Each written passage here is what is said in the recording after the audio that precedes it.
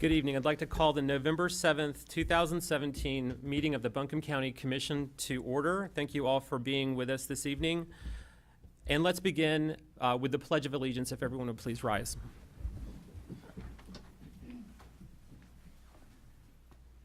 I pledge allegiance to the flag of the United States of America and to the republic for which it stands, one nation, under God, indivisible, with liberty and justice for all.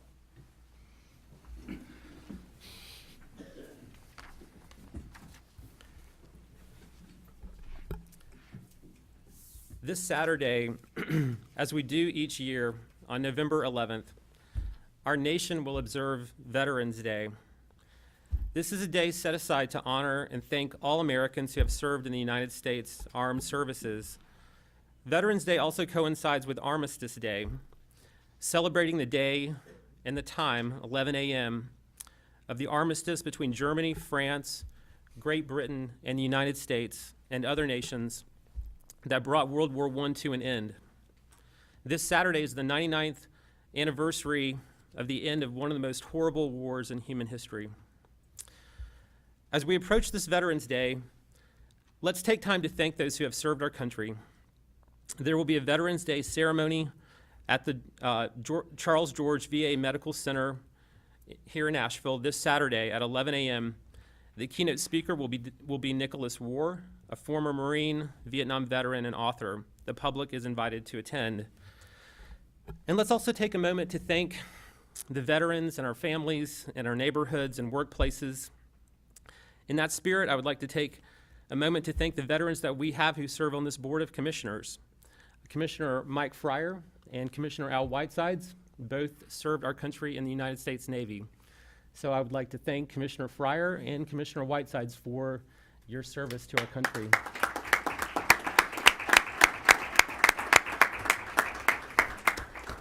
And are there any other veterans who are with us who are in the commission chambers this evening?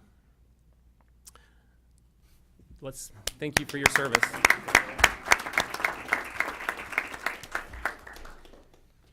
So let's thank all of our veterans this Saturday and throughout the year for their service and sacrifice to our country. Now, before we begin our meeting, I'd like to ask for a moment of silence to honor our veterans and their service to our country. People may offer a silent prayer of thanks for our veterans and their families. Please join me in a moment of silence.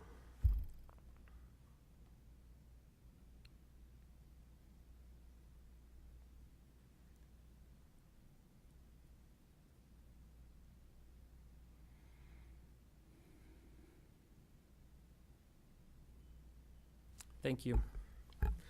And finally, before we begin our meeting, I would also like to, on behalf of the County Commission, extend a happy birthday to Billy Graham, who is celebrating his 99th birthday this year, and to send good wishes to him and the Graham family.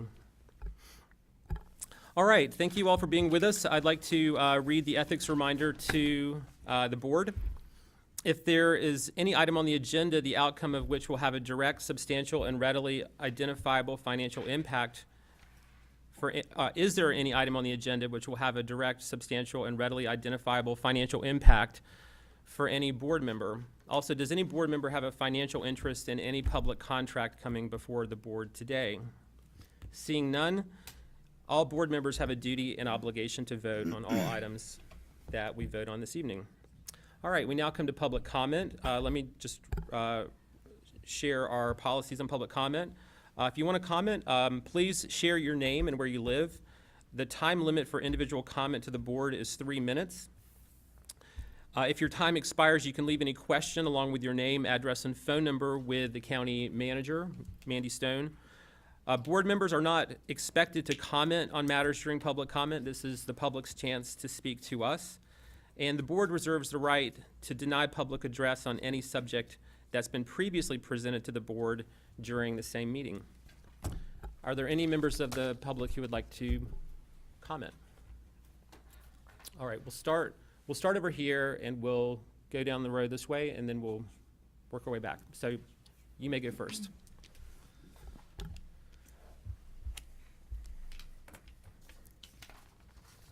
Hi, my name is Leila Pfister. I am a junior high school student at Inca High School, and I live in the Inca-Candler district. I'm here today to talk about the 100% renewable energy. And for me, it's personal, but it's also fact-based. So when you look at the economic impact that it takes, so I have here a study that was done on 10 case cities in the U.S., and I have Burlington, Vermont as one study that I thought was pretty similar to Asheville. And the Burlington Electric manager of power resources stated that the transition in thought from 2004 to 2008 was from we want to do this to this actually makes economic sense for us to do this. But ultimately, say city officials, it came down to economics where a shift to renewable energies was the cheapest risk. Burlington estimates it will save $20 million over the next 20 years by moving away from fossil fuels, and customers have seen a direct benefit. Now, when you look at Duke Energy and the coal ash that has caused our rates to raise, and the environmental impact that we couldn't see 10 years out from coal and the renewable resources has a less of a impact on our environment and economy because of that. Because of the coal ash cost us more money and renewable energies are more reliable. So for me, it's economic as well as personal because I'm living in it. I'm growing up in it. Thank you.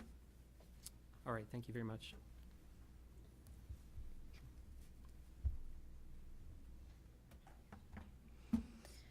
Hello, my name is Kate Rodgers. I'm attending Charles D. Owen High School in the Swannanoa area. And I'm the president of my school's green team, and I have a passion for sustainability. Renewable energy is a huge step towards the more sustainable future that my generation is working towards. I am confident those in my age group feel similarly. 50 or more of the students of our students attended the seminar at my school hosted by Duke Energy and Brownie Newman to work on implementing solar at our school or local Ingalls. After their presentation, there were amazing questions for the speakers, and the students were deeply interested. In the excited atmosphere, you could feel how pumped people were at the concept of reducing our impact on this world. With climate change looming over our heads and how quickly we are depleting our resources, it is crucial we look towards alternative options. This is the Asheville area. If we don't set the example, who will?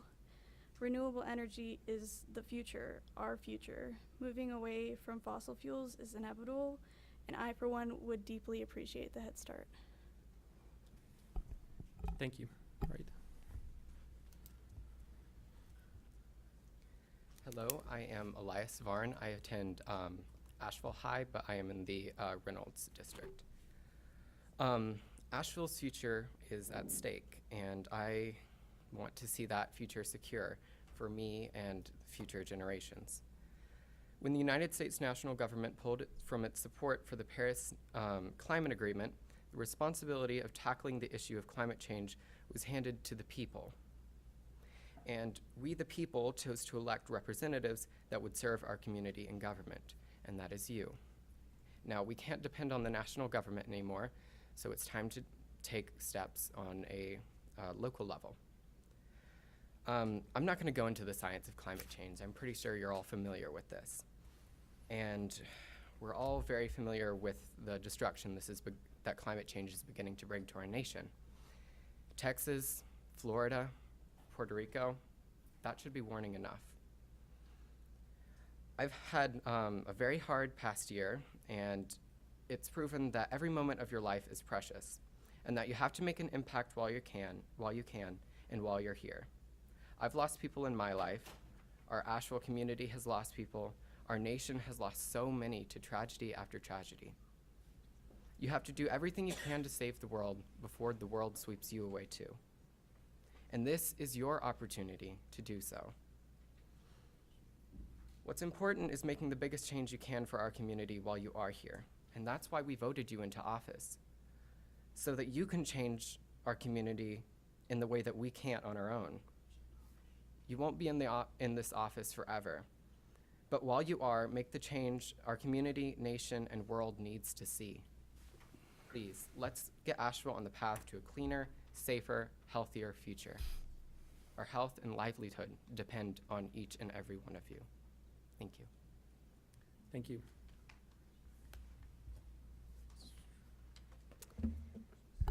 Hi, my name is Tallulah Clothes. My address is 22 Riverbend Drive, and I am currently a senior at Ace Reynolds High School, and I would like to voice my support for the 100% renewable energy resolution. As a young person facing the threat of climate change, over-reliance on non-renewable energy, I ask you to consider making our county a model community that may inspire other parts of the state and country to make similar changes in favor of renewable energy. The passage of this resolution would take a huge burden off of my generation and those to come. I think I stand with my peers in supporting the passage of this resolution. Thank you. All right, thank you.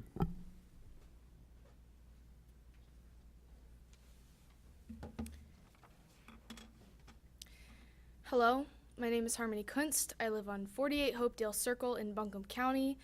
I come from Irwin Middle School, and I currently attend Nesbitt Discovery Academy. I believe that Buncombe County needs to vote yes on this county resolution because it's my future. Climate change is a fact, and what we do now is going to affect my life as an adult in Buncombe County. Renewable energy isn't just about preventing pollution, it's also about self-sustainability. If this county directly invests in the effort of renewable energy, we will not only benefit from cleaner air and water, but the county will also benefit from a long-term profit in which they can cut the cost of providing fossil fuels entirely. This plan will also provide jobs to the citizens of the county, which is just another benefit of the growing list. This is the future I want for the youth of Buncombe County, bright and sustainable. Every night, me and my dad watch the news, and we look at the natural disasters that happen on a daily basis, almost a daily basis, and sometimes it seems so hopeless, but when we can do something on a local level, it's so motivating, and I want to be able to help that, and I want you to be able to help that. Thank you for your time. Thank you.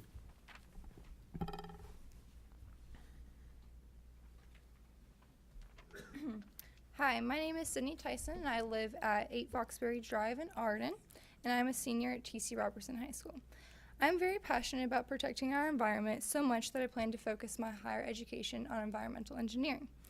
As a young adult, I realized that decisions made today will have a direct impact not only on my generation, but the generations to come.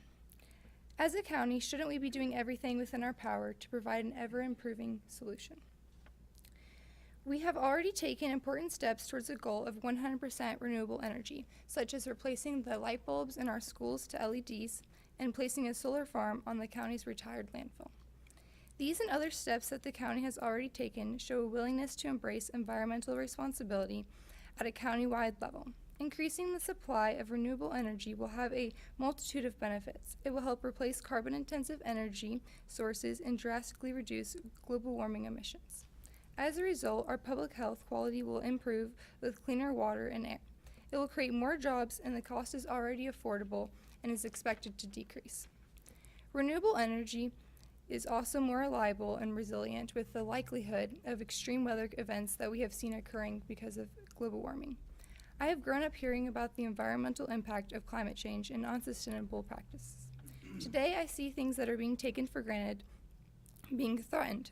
For example, we all love chocolate, and chocolate is made from the cacao bean, which is in danger from the unsustainable practices that are going on today. While here in Asheville, we don't grow cacao beans, but we do enjoy abundance of income from tourism and local businesses. By embracing the 100% renewable energy plan, our county will be showing its citizens, tourists, and potential business investors that we are serious about protecting our environment for all of those who enjoy it now and in the future. Buncombe County is a climate data hub, and as such, we should be leading the way in environmental responsible practices. Please vote yes for the 100% renewable energy plan and show your steadfast commitment to the environment, the local community, and to future generations. Thank you. Thank you.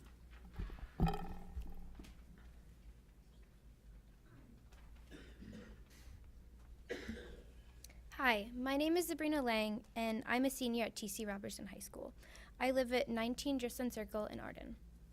I want to begin by expressing how strongly I feel about protecting the environment and how it comes down to a simple idea. Nothing else matters if we don't have a planet to live on. I believe there should be a reconsideration to pass the 100% renewable energy plan over 10 years. I would just like to reiterate that in the next couple of years, we could already be 50% of the way towards our goal by installing a solar farm in the place of the old landfill and by switching all of the lights in Buncombe County schools to fluorescent bulbs. Imagine, if this is 50% already, how easy it will be to get the rest of the way there. This plan did not pass the previous time it was voted on because of concern for the financial burden it would bring on future generations. And I do agree that there is a burden, but we're facing it right now. I know that as of January 1st, 2018, Duke Energy will be increasing the bills of North Carolina residents by 17%. This hike is because of the millions of dollars needed by the company to clean up the coal ash at the power plant at Lake Julian. They need this money to transport the waste from Asheville to a site in Georgia. This is the burden that will fall onto me and many other residents in the area. I believe that there would be no burden by switching to renewable energy, and North Carolina has so much potential for it too. The North Carolina coast has unlimited potential in offshore wind energy. Schools have enormous flat roofs, which can be used for solar panels, and buses could even be converted to electric. These once unimaginable ideas are now realistic because of the new technologies being developed. Renewable energy has no toxic byproduct like burning fossil fuels does. They do not dump heavy metals or CO2 into the atmosphere, which pollute the air and water. Thank you so much for your time and consideration. Okay, thank you. All right, anyone in the first row on this side of the room? Second row? All right, go to the second row on this side.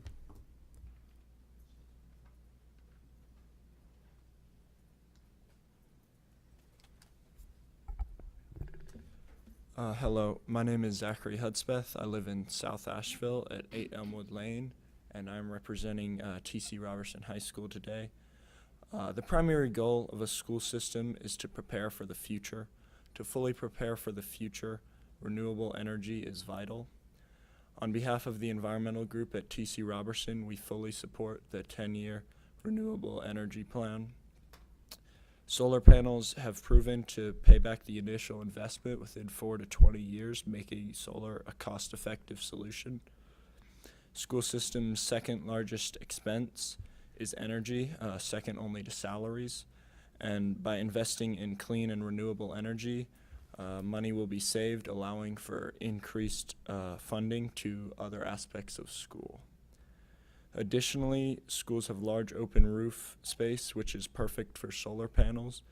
T.C. Robertson alone has about 15,000 square meters of roof space. Although not all of the roof is available for solar panel installation, the majority is. The flat roofing with no interruption of sunlight allows for maximum exposure to the sun, and T.C. Robertson could produce up to 30 million kilowatt hours per year of energy just using solar. Additionally, energy production coincides with school activity as the lights and computers are running during the day when students are present.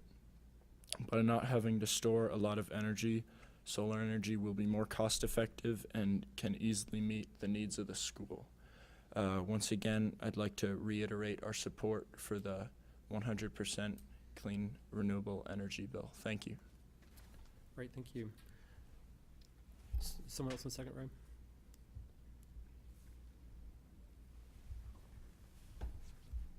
Hi, my name is James Smith. I'm a student at UNC Asheville, and I currently lead the fossil fuel divestment campaign there.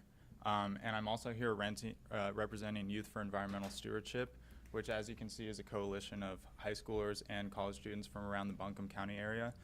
who are concerned about several things, including our energy production, because this is something, as people have stated before me, that affects all of us. And we need to, put Asheville and the county in a position right now where we have the capacity to produce our energy in the future, because the effects of climate change are only going to get worse. Fossil fuels are going to become increasingly stranded assets. And it's not a question of, is this the right move? It's a question of how soon can we act and how do we act? And, the resolution presented a few weeks ago was an answer to that question. And so as a member of Youth for Environmental Stewardship, or YES, I'm asking you to say yes to the resolution and say yes to us as, the future of the economy and this county. Thank you. Great, thank you.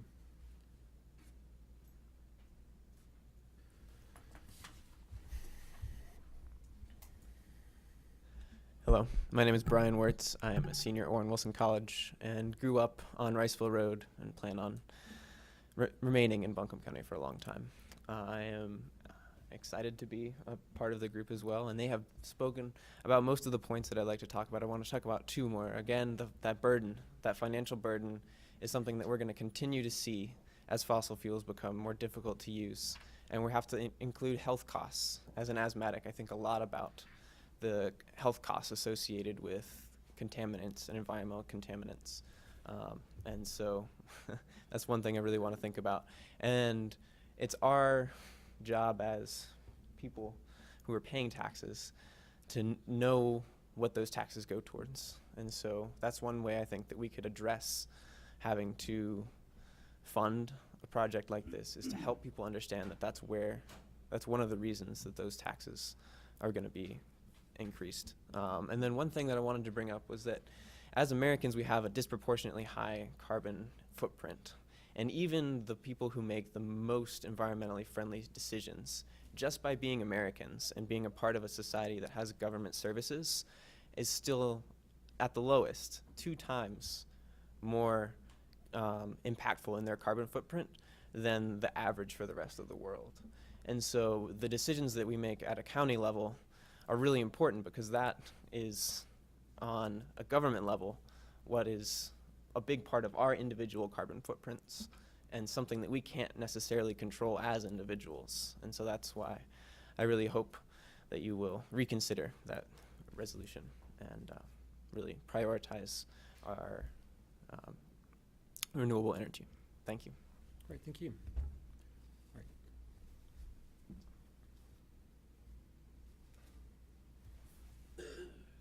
Hi, my name is Bridget Perot, and I'm a student journalist at UNCA. I write for the Blue Banner. And I was raised in Boy Scouts and as a Venture Scout. And what I was taught when I was younger was to be prepared. Be prepared for anything. And I would rather us invest in something that we can prepare for the future for. And if we keep investing in fossil fuels and coal, we're not only wasting money on cleaning up, but also health costs that affect each and every one of you and me and everybody in this room. That's in our drinking water, that's in our air, it's everywhere.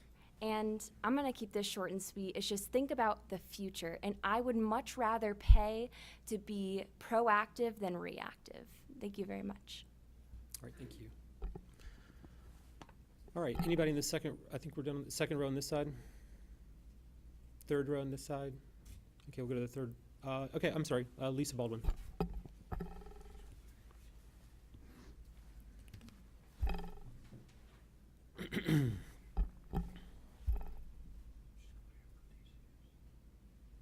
I'm Lisa Baldwin from Fairview. Chairman Newman and Commissioners, Buncombe County citizens have repeatedly sounded the alarm. We've asked for better budgetary oversight. We've tried to help you by researching and questioning specific expenditures in open meetings and sending emails, only to be ignored. Under your watch, top county employees received questionable raises and 6-figure bonuses. The citizens who elected you to perform due diligence and oversight have been ignored, as we have watched you give away millions of taxpayer dollars that don't support true needs. Case in point, citizens asked for an investigation into former county manager Wanda Green's right-hand woman, Mandy Stone. Ms. Stone has worn 2 hats and received 2 salaries, plus a 6-figure bonus, as the former assistant county manager and director of the Department of Health and Human Services. Citizens expressed concern with her pet project, the $50 million DHHS building expansion and parking garage. Even more importantly, we have expressed concern over Mandy Stone's Department of Social Services and the families being torn apart. The mandate to reunify families has fallen by the wayside as the temptation to accept perverse financial incentives won out. These incentives pay $4,000 to $6,000 for removing a child from their family. In addition, the incentives to adopt these children, rather than reunite them with their families, pays as much as $85,000 to $100,000 to the adopted family. Just 1 year ago, a child in Mandy Stone's DSS care, Leila Pickering, was murdered. But instead of investigating these concerns, you promoted Mandy Stone to county manager. On October 10th, nearly a month ago, I sent a public records request to Ms. Stone, a simple request for the ordinance that created the 6-figure bonuses. However, my October 10th public records request has gone unanswered by Mandy Stone. According to general statute, Stone is the rightful keeper of the public records, but she referred my request to attorney Michael Frew. This is an expensive alternative. As an attorney, I would imagine he makes at least $200 per hour. To date, neither Ms. Stone or attorney Frew have responded to my request made almost 1 month ago. This could be a violation of the public records law.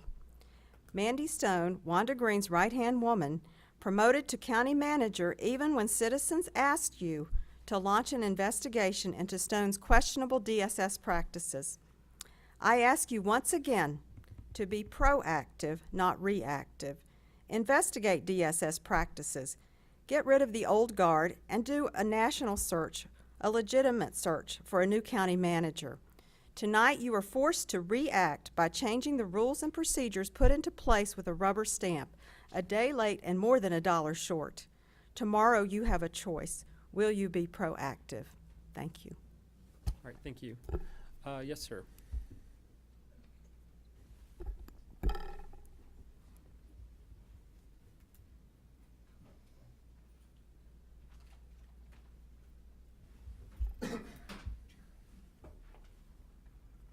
Can you hear me? Okay. Yeah, my name's Daniel Breen, and I live at 67 Lease Creek Road out across from Irwin High School. I'm not a high school student, as you probably can see. But I do appreciate what they all said about the environment. And the funny thing about it is that had you all, every one of you, been a little bit more conscientious about watching over the well, we'll just call them crooks since they're under federal investigation about this stuff that happened that the U.S. attorneys have to be around at. Don't give them the records. Don't give Miss Baldwin the records. You just hide them. You just ignore it. Don't do that. The FBI doesn't play that way. They will come in with federal warrants and they will get whatever they want. So y'all can play, but they don't kid around. But more to the point is this has got to stop. This has got to stop. It's like every couple of years there's some new scandal. A few years ago it was Bobby Medford shaking down convenience stores, which, by the way, we haven't had the evidence room records revealed yet. Are you going to do that? Or does the fact that Ron Moore, who isn't the district attorney anymore, does his saying hide that? Does that still carry weight? Because that's what city council did when they had their evidence room looked at. Oh, don't show it. We can't have that. You know, what is everybody afraid of about that stuff? As to the financial irregularities, I spoke to Ms. Stone about this. What other things has she done besides the retention bonus? Because if you're gonna steal in one area, you know, Did Al Capone just bootleg whiskey? No, he did a whole lot of other stuff. They had to finally catch him with tax evasion.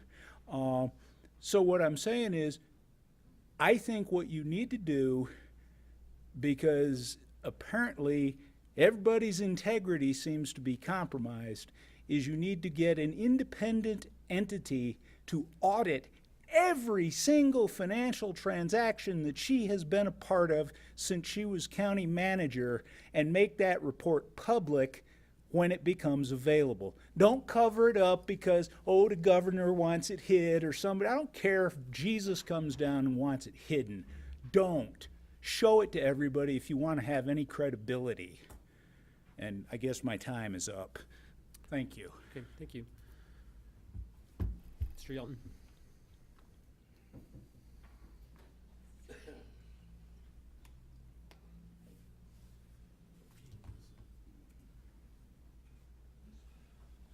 Don Yelton, Jupiter. If I look a little bit out of it, that's why I'm out of it. I'm from Jupiter. And I didn't come to speak in public comment. There's two issues on the agenda I want to speak on specifically. But I can't let this pass. I've always asked, back in Tom Sobel days, which if you look on the pictures out there was a long time ago, that the county checkbook be put on the internet as an Excel spreadsheet. Check number, to whom, for what, the amount, and the line item of the budget that check comes out of. That way, the public can monitor any particular area of interest they have.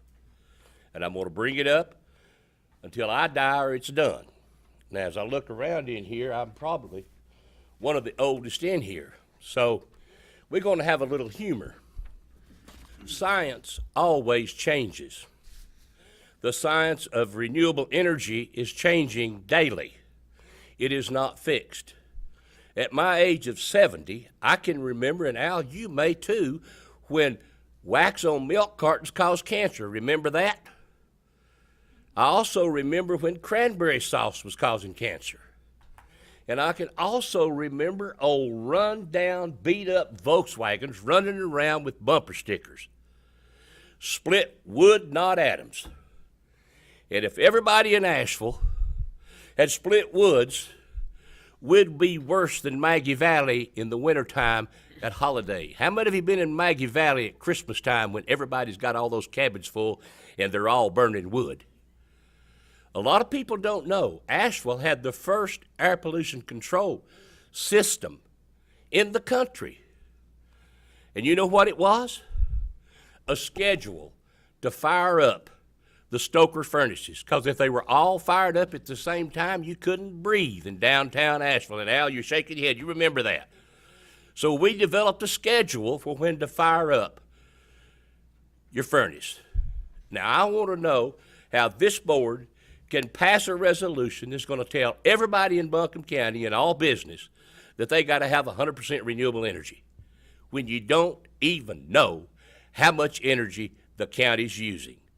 To assume that you can do that, you just as well to realize what you're doing. You're not using science, you're using magic and emotion.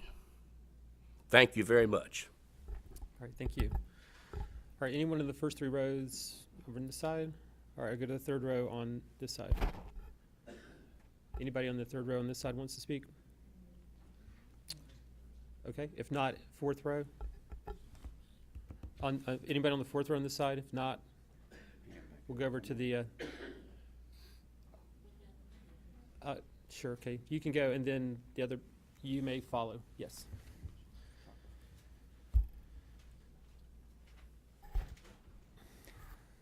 Hello. Thank you for letting us speak today. My name is Kathy Holt. I live in Asheville on Kenilworth Road. And since I'm talking about where I live, I might like to mention that I am I was a climate refugee during Hurricane Irma. There was a tree from next door that was uprooted, pulled over by the wind, landed smack in the middle of my roof, and we had to be evicted on rather short notice. for about 19 days until the landlord got it fixed. And to me, this is just a small taste of what is to come. Of course, Asheville has many advantages. We're located in places that are much safer from sea level rise and hurricanes and tornadoes and floods, usually speaking, than, say, Florida. But nevertheless, it is real. This is already upon us. How many times have you ever seen hurricanes that could go from letter H through letter, what was it? What did we finally end up with? Letter S or so. This is highly unusual, and we need to do what we can. I know that this county has many possibilities for how we can become renewable, how we can seriously decrease our carbon footprint, and I really strongly urge you, commissioners, to take seriously what these young people here have said so eloquently. They are concerned about their future. They know what's at stake, and it is up to us to really take those steps to make this new future that is really so promising in terms of both jobs, the economy, and human health. It's up to us to make that happen. Thank you very much. All right, thank you. All right, yes, ma'am. Chairman, Yes, sir. I'd like to say something in this process before we get through with the rest of this process, because I see it's going to be the synergy part. But the part about our employees, I have to say something. Our general policy is that this is the public I understand comment. that. So I think that's an important policy, but it's We Veterans should Day not- Saturday, so I'll give you. No, let we'll me tell you. make a short exception. Go ahead, Mr. Farr. I will be more than happy to sit down with Lisa, and I'll be more than happy to sit down with this gentleman. But we're not going to come up in this chamber and condemn employees and say that they're giving this away.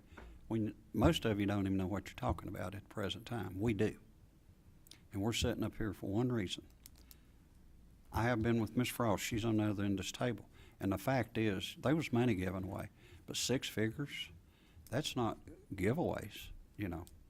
But I'm sorry that Ms. Stone or anyone on our staff has to listen to something like this, because facts are facts. I read something last night, a year and a half ago. This was put out in a Tribune paper, June the 9th, I think, of last year. It was written. I was seeing it last night, and I don't know where the facts are. It's just something that was written.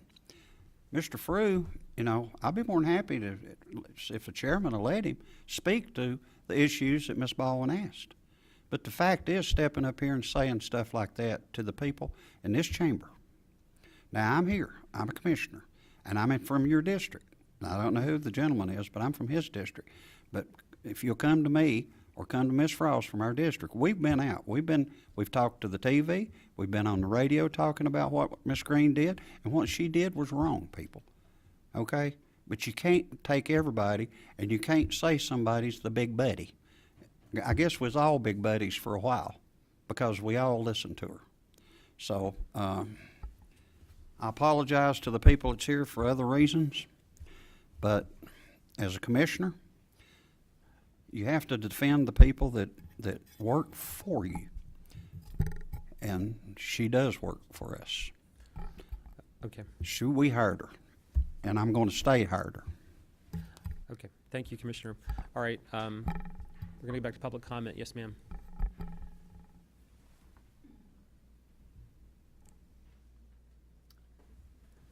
Hi, my name's Lynn Moss. I'm from Weaverville, Pennsylvania. I moved here 3 years ago from southwestern Pennsylvania, which I consider myself a natural gas fracking refugee because it became a dangerous area to live. So I applaud all these students here and these young adults and our future generations for coming up and saying they want a safe place to live, because I moved here to be in a safe place. There's no, per the U.S. Gas shell play maps, there are no gas shells here.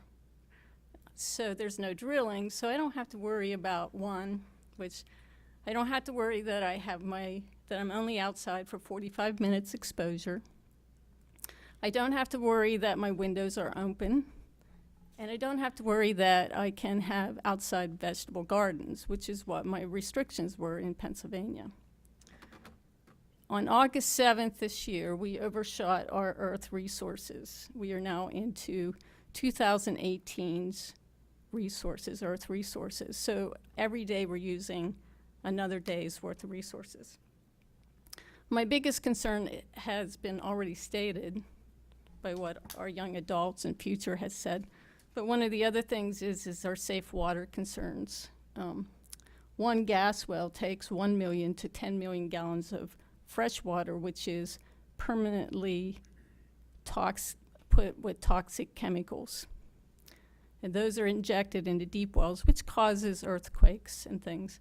But the biggest concern I have is how much safe water will be there for the future. The other piece here that I am concerned about is using our timber for pellet energy in Europe. So in southeastern US, we are tearing down our forests to use for fuel. So 100% renewable actually, which I would like to see reopened up and voted, takes away a lot of those concerns. One, for family and friends still in the fracking zones, and our future generations and our future ability to sustain life. Thank you. All right, thank you. Mr. Morgan, and we'll give Mr. Morgan, and then we'll go to you next. Go ahead, yeah, you're good.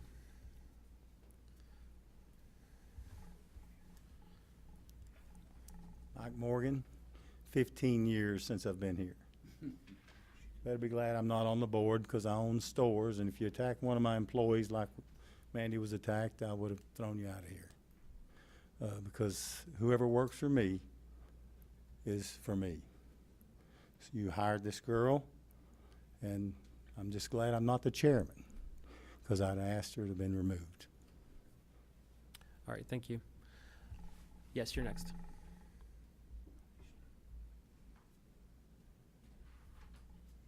Good evening. My name is Catherine Horton, Dr. Catherine Horton. I'm representing Community Roots, a local nonprofit, and the statewide North Carolina Climate Solutions Coalition. We were surprised last meeting that this resolution didn't pass. The 25 of us or so who were here to speak in favor of it were surprised that there was not more support for it. So I'm wondering what it is that you'll need to make this happen.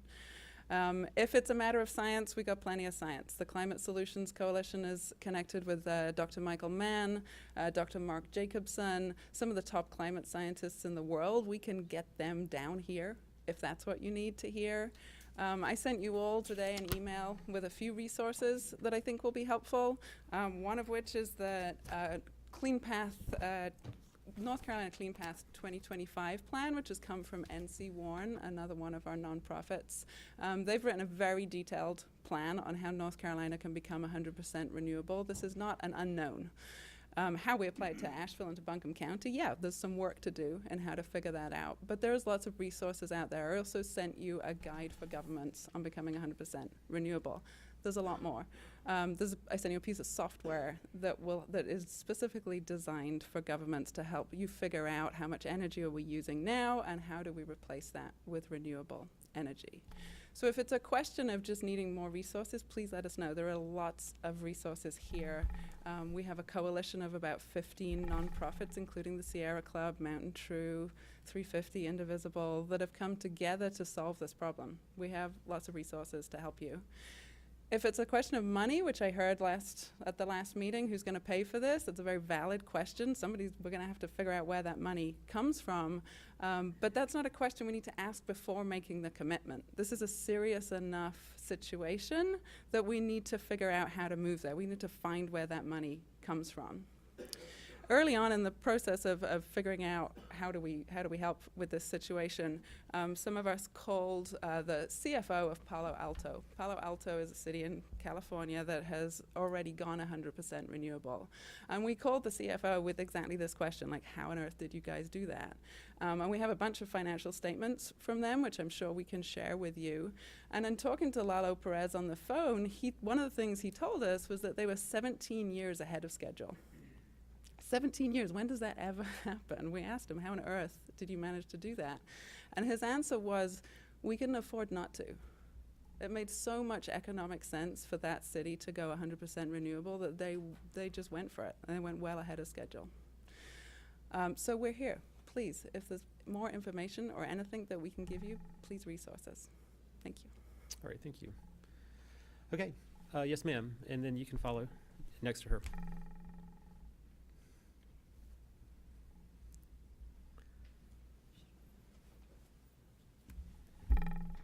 Hi, my name is Susanna Park. I'm also a member of Asheville Community Roots, and I love you all. Thank you for being here. Thank you for being so smart. This is the best thing that I've seen happen for a while at any of these meetings, and it's going to happen more. This generation, younger folks, we're not going to sit by and let business as usual be business as usual. We actually employ you.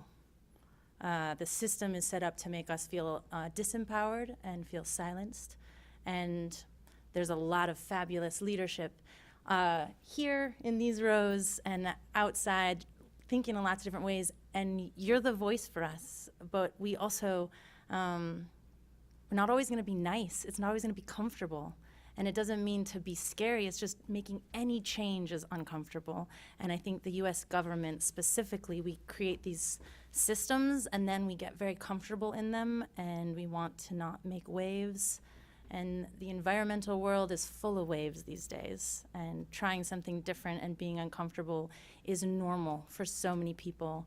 And so what do we get to do together? What is Asheville going to look like? We lead in so many amazing, interesting, and creative ways already, and what else could we figure out? So I know for myself with Community Roots, with young people in this town, with people in all different parts of the mountains, I was born here. I love it here. And there's so much that we can do, and something that we don't know how to do isn't any reason to not do it, because there's enough, as Kat was sharing, there's enough resource to figure anything out. We're incredibly complex and resourceful hunks of flesh and bone and everything. So the idea of saying let's wait until it's figured out, if something horrific happens to your family, you figure it out. You don't think, oh, well, I'll just let them keep bleeding out and sit here and try to figure out the best person to call or the most useful way I could approach solving this catastrophic hurt. And that's where we're at. We're at a catastrophic hurt on our environment. And what do we want to try? We should be trying as many different things as possible. And we're here to do it with you creatively, excitedly, noisily, and we'll keep bringing waves and waves of people in here to beg, to plead, to, entice, to just join us, see what's possible, because Asheville could lead the way not only here in these mountains, but across our beautiful country and across the world. Thank you, y'all. All right, thank you. Yes, ma'am. And then who else? All right, you folks in the back can go next, starting with the young man. Hi, my name is Jamie Frederick. I'm an Ashevillean, Buncombe County resident. And I'd also like to speak about the 100% renewable plan that was not voted in recently. And to hear that the reasoning for that was financial is just, disappointing is an understatement and just kind of a nice way to say it. This is just so important, and it's important because we live and are members of a world that is incredibly beautiful and nourishing, and especially in this unique place that we live here in these mountains. It's overwhelming sometimes being outside with the leaves peeking and the sun and the river and the mountain. It's how could we ask for a more enriching and nourishing place to call our home? And the earth provides for us what we need to live and to thrive. And we're I think that that it's pretty clear to everybody in this room that we're doing a really bad job of taking care of that gift that we have. And the situation now is getting pretty dire. We're losing hundreds of species every day across the world because of climate change. We've got unprecedented weather patterns, hurricanes, wildfires. It's really scary, and it's really frustrating as someone that didn't set this system up, someone young enough that I inherited this system and this destruction.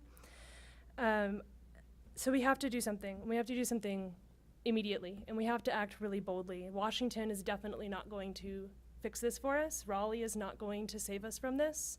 The responsibility belongs to the people of every community. It belongs to us and to you as our representatives and as our leaders. We need for you to stand up and to be brave. We live in a community full of people who are caring, who are innovative, who are creative, who are ready to bring their resources forward to figure this out. And I mean, don't tell us that the future is a financial burden. I mean, it's disgusting and it's wrong. We have to come together as the dynamic and innovative people that we are as Ashevilleans, as Americans, and as world citizens to solve this problem. So I'm asking you to please be brave and be bold and are we all together? Okay. And to take action that really matters. Because it's too important. And I also wanted to just take my last 5 seconds to thank these young people for being here and doing this, because it matters a lot. And keep it up. Thank you very much. All right, thank you.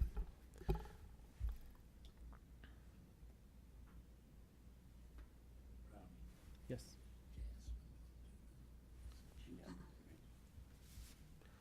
Hi, my name is Sterling Tanguso, and I'm here on behalf of Renew AVL, and I'm also a student at the University of North Carolina at Asheville.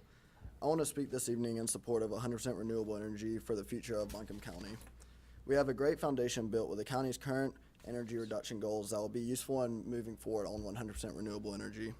It is imperative that this important goal does not get put off any longer and that we begin the process towards achieving 100% renewable energy. Several of you at the last month's commissioner meeting expressed concerns about the cost of renewable energy for Buncombe County. I hope that in your consideration of renewable energy that you learn about on-bill financing, which is a financing option for renewable energy projects. In short, the cost of these projects is financed by the utility bills that are no longer needed since there is no cost for energy once the projects are installed and operating. The payback period for a 250 kilowatt wind turbine can be 15 years, after which point the county stands to save money indefinitely by the free and abundant nature of renewable energy. I ask of you, when Chairman Newman's resolution regarding 100% renewable energy is revisited, to vote in favor of it for future generations. Thank you.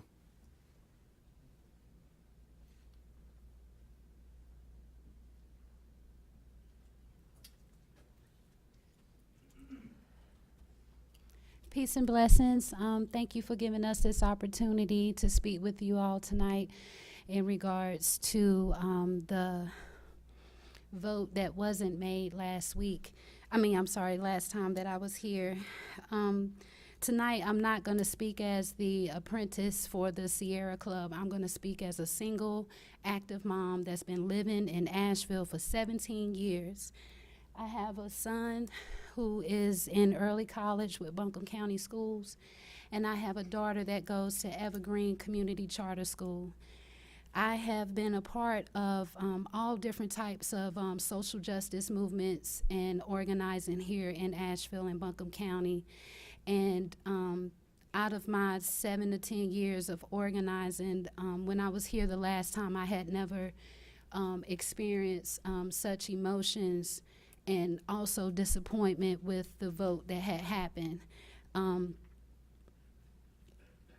Our children deserve a right to live in an environment that is healthy for them and that is safe for them as well.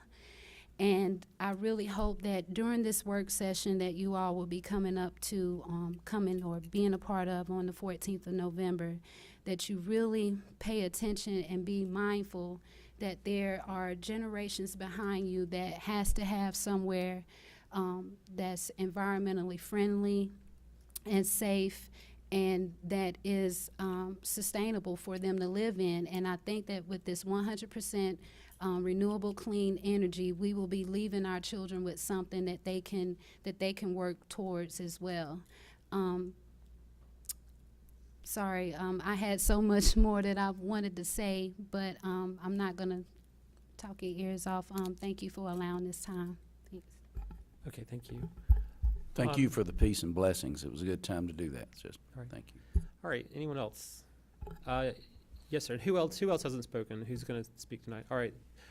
You three. We'll start with you, sir, and then the two folks next to you. And anybody else? Mr. Rice, you can follow. If you've spoken previously, no one's going to speak twice during public comment. I'm sorry, I asked you both. Hello there. Hey, good evening. Hello, good evening. My name is Ben Stockdale. I'm from Western North Carolina. I'm currently a student at UNC Asheville, and I'm representing Renew AVL tonight. At last month's commission meeting, we heard from several of you that you needed more time to learn about 100% Renewable Initiative and about what it would mean for the people of Buncombe County. Thank you for giving this initiative the serious and careful consideration that a transition like this requires. Here's what Buncombe County committing to renewable energy will mean for the citizens that have elected you.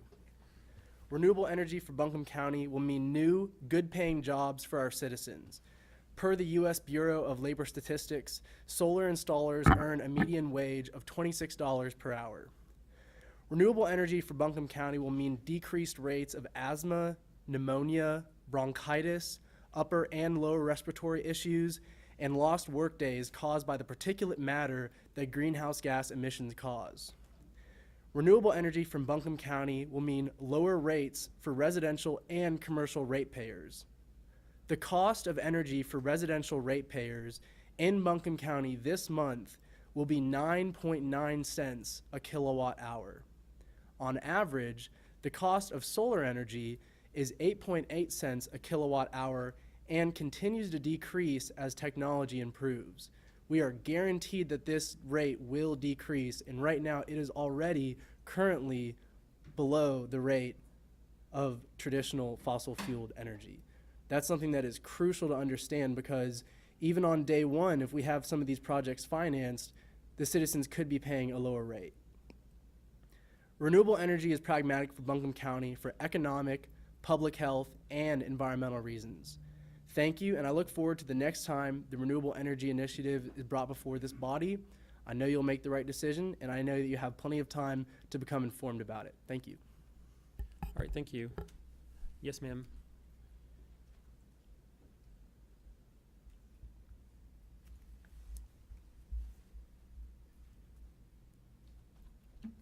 Hi, my name is Danielle Holt, and I am a sophomore at UNC Asheville, co-president of UNC Asheville's Environmental Club, and I'm also here on behalf of Renew AVL. Last month, this commission voted against the proposed 100% renewable energy resolution with promises to keep it in mind until the next vote. I'm here urging you to follow through on your desire to learn more about renewable energy for Buncombe County. I'm urging you to listen to the young people who speak for the future generations. Several of you are concerned with the cost of renewable energy for Buncombe County, but what I implore you to also consider is the cost of no action on renewable energy. The cost of no action is increased rates of respiratory diseases, lost workdays. The cost of no action is the risk of another coal ash spill, which would pollute our water. The cost of no action is the continued degradation of our planet. I'm here to urge you to make the right decision for the people in this room, outside of it, for the environment, and for the future of Buncombe County. Thank you. Thank you. All right.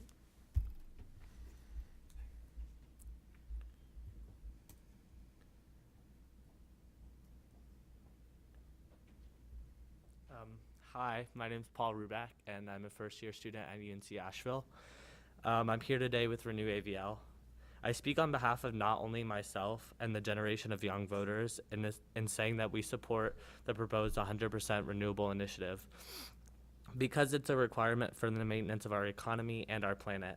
As a student studying environmental science and a citizen who knows how to do scientific research, I can tell you there is nothing refutable about climate science.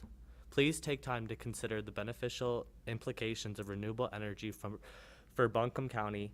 We're counting on you to do your homework and make good decisions for the people who voted you in office. Thank you. All right, thank you.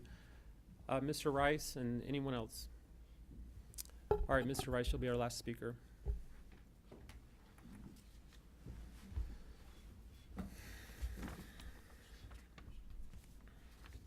Thank you, Mr. Chairman, members of the board. I love these kids here. That's our future here. Maybe not energy, but they're our future. I've been here so many years. They call me the courthouse rat, me and Kathy over there, We've been here so long. I want to say something to you as commissioners. You're looking at a man that's had a commissioner, a chairman, both cuss me and call me SOB in public and cuss me like a sailor, and a reporter of Asheville Citizen Times standing there witnessing it and never done a thing. And the paper's got the article in it. You can go and look at it.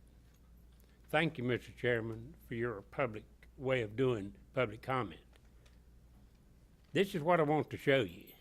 The graph that you got is the public here.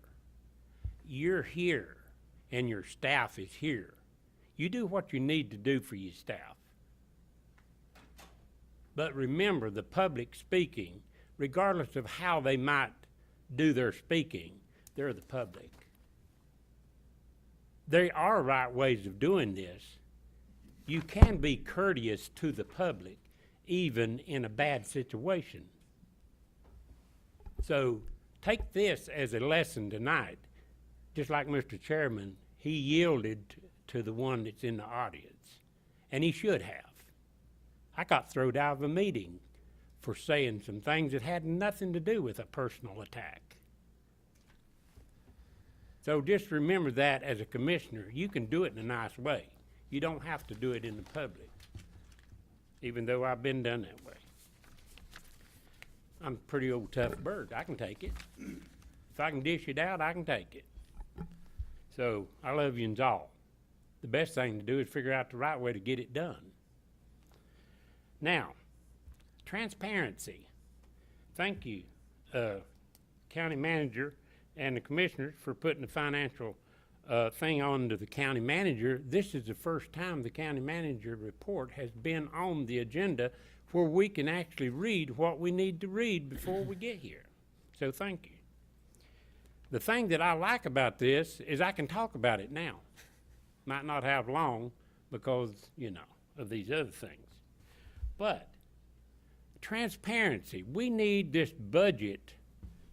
If you're going to talk about the budget and you're going to use the 10 counties in the state of North Carolina, I want your figures of those counties, the population, the budget, and all the figures to go with it when it's presented.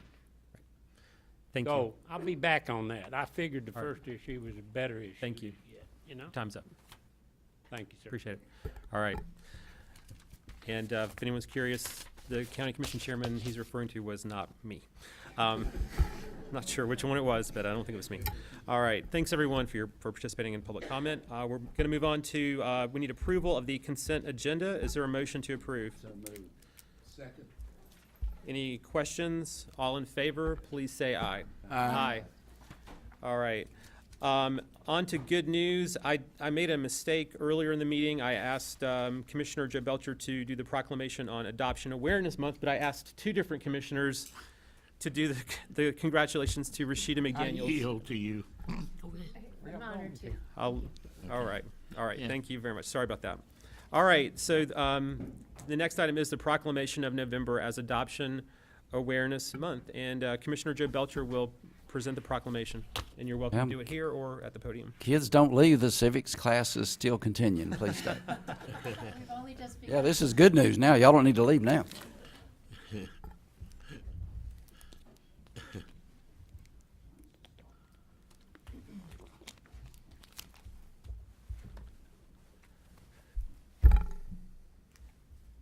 So I get just a great pleasure to be able to do this good news. I actually took a picture of this and sent it to my son and my daughter-in-law because I have an adopted grandson who is 2.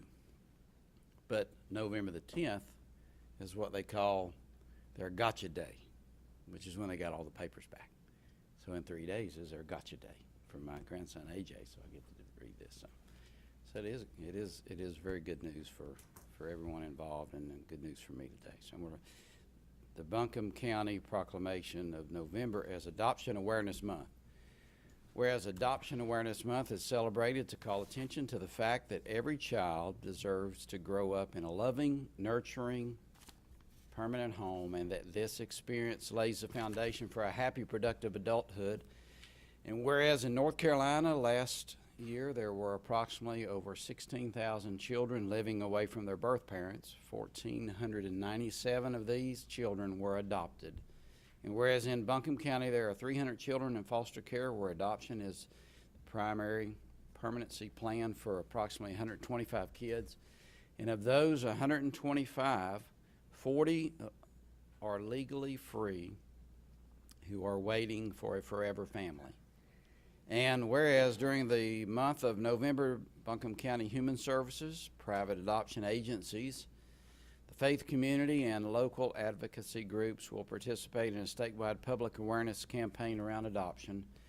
This collaborative effort will focus greater attention on children who need permanent adoptive families and honor families who have adopted children.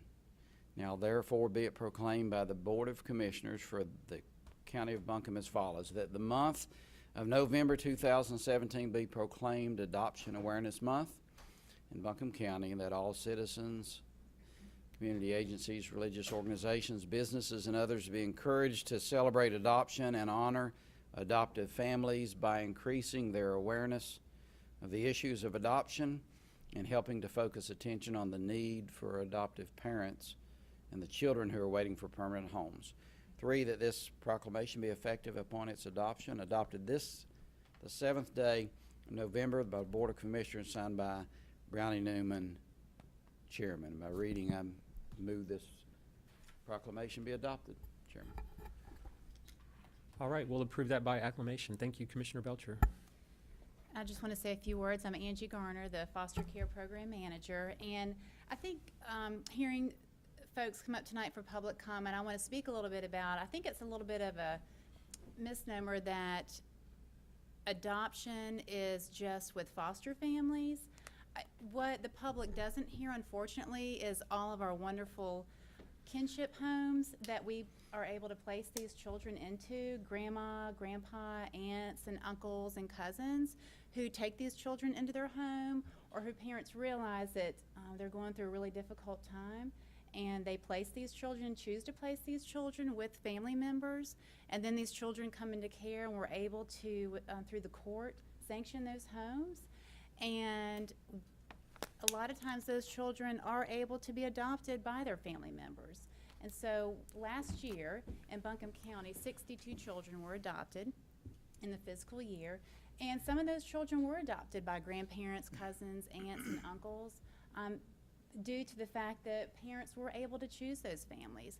We also do have foster families who do phenomenal shared parenting work with these biological parents, and due to the wonderful work that these foster families do with the biological parents, with involving them in their lives with their kids and inviting these moms and dads into their families, that sometimes these parents realize that they're unable to get to a place where they need to be to give their children a safe and stable home, and sometimes they choose to for these foster parents to be a forever home for their children, and it's called relinquishing their rights to these parents. And these foster families, again, invite these biological families into their homes. These are open adoptions where we have parents who still have communication and contact with their children and are invited to their birthday parties and to holiday gatherings. So I just think that's something important that the public needs to hear as well, that it's not just licensed foster families, people off the street that we're licensing to be foster families. we do have family members. And when we license these foster parents, we really push and advocate for very strong shared parenting with these biological families as well. So it's a shout out to those families. So thank you. I wanted to say thank you. I know that due to one aspect of the opiate crisis, the huge amount of children, unprecedented kids in foster care, and I want to thank you for all that you do. The presentation that HHS gave last week was very compelling, so thank you. Thank you. All right, thank you. All right, next up, Commissioner Jasmine Beach-Farrar will present the next item.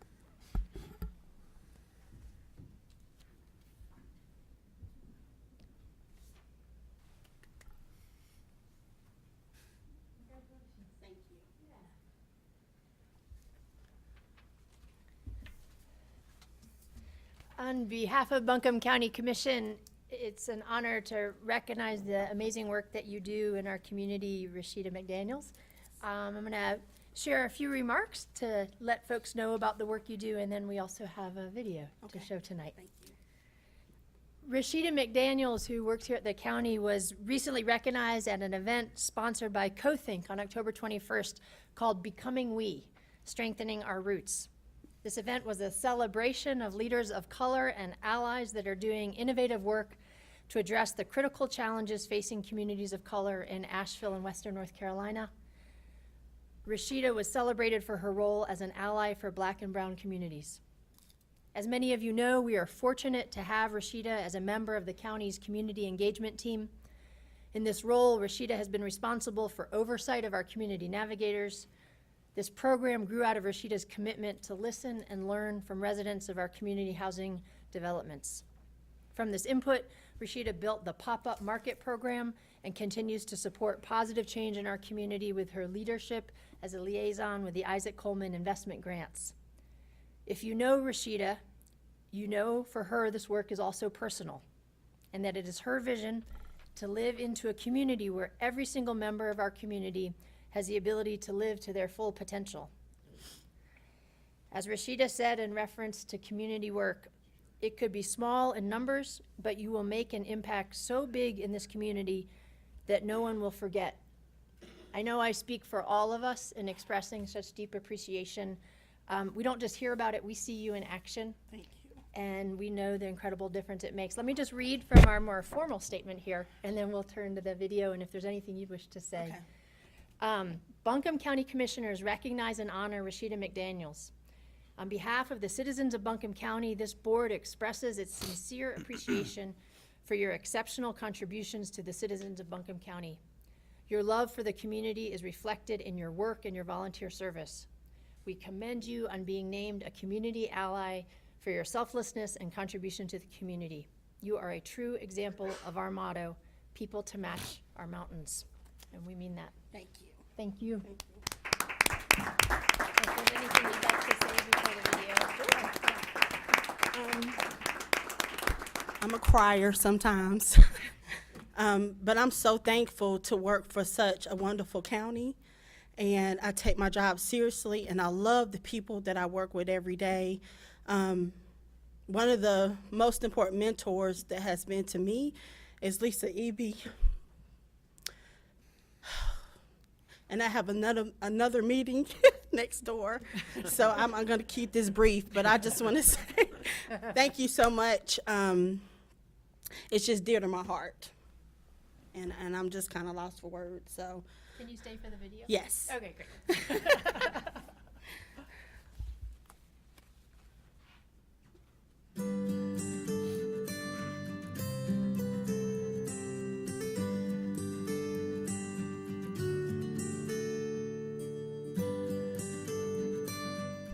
Buncombe County's Rashida McDaniels was honored recently at the CoThink annual event, Becoming We, Strengthening Our Roots.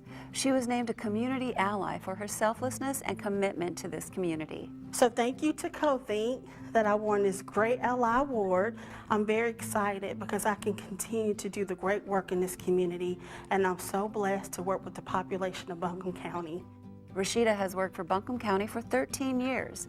As a community specialist and member of our community engagement team, she is committed to working side by side with community members to improve the health, safety, and well-being of Buncombe County. Thank you, Rashida, for being an example of the important role individuals can play in a widespread positive community change. Thank you.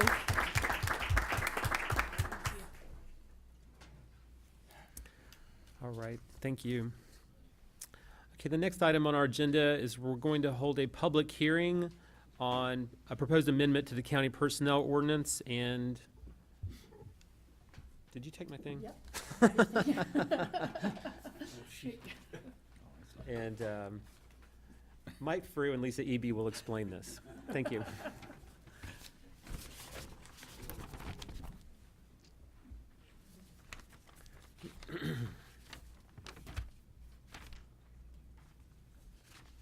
Mr. Chairman, Commissioners, good evening.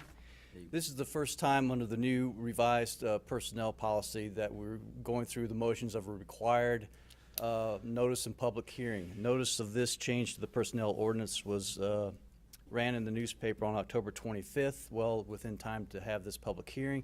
And the purpose is just to clarify, for purposes of longevity, what length of service and annual salary mean.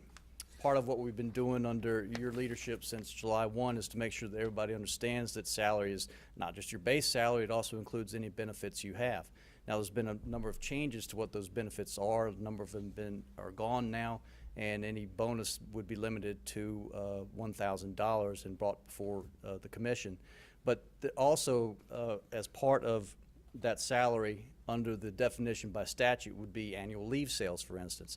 So the change here we're asking the commission to approve is to make sure that for purposes of longevity, length of service, your time with the county, and annual salary is only your base salary. Nothing else included, just your take-home base salary based on your position classification as of December 1st of any year when longevity is paid.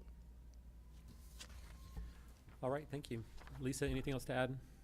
Just want to underscore that this is another step that we're taking to be transparent in the process, to make sure that it's published and that. You may want to go to the mic and say that.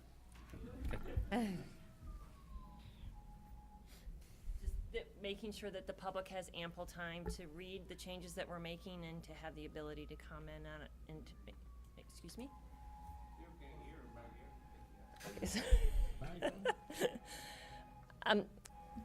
All I wanted to say is that we just want to make sure that, again, this is another way that we're trying to be transparent with the community, to make sure that there's public notice, that the public is clear about what changes are made, why they're made, and that they have an opportunity to comment on them. So again, just being transparent that this is about ensuring that longevity is only on the base salary and on nothing else. And thank you, everyone, for the Herculean changes you've made in a very short time to not only this, but many other areas to give us more transparency. Okay, thank you. I'm going to open the public hearing at 6:20. Are there any members of the public who would like to comment on the proposed amendment? All right, seeing none, I'm going to close the public hearing at 6:21, and I'll bring it back to the commission for discussion or motion. So moved. Second. All right, there's a motion and a second. Any questions or further discussion? All in favor, please say aye. Aye. Any opposed? Great, thank you. All right, thank you, Mr. Frew and Ms. Eby. All right, the next item is a report on Buncombe County's financial health, and Tim Flora will present the report. All right, let me get situated here. It's technology. And there will be no vote on this. This is an informational presentation.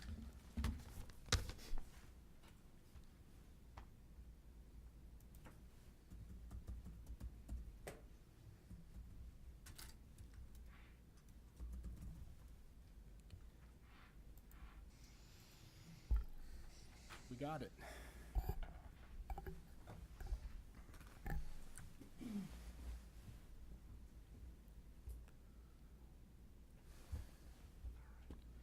Chairman and Commissioners, tonight I would like to provide you a financial update.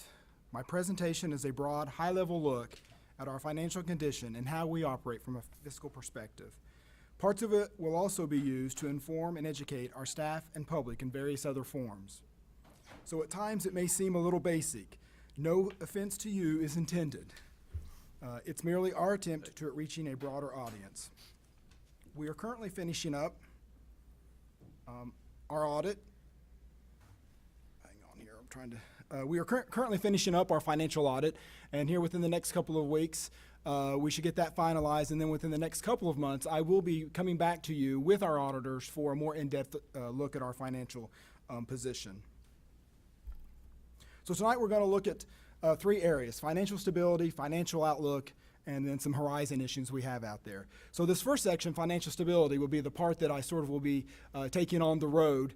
And I apologize, one of the things I meant to do tonight was have a list of, have some cards over there where you could ask questions that we would get to later.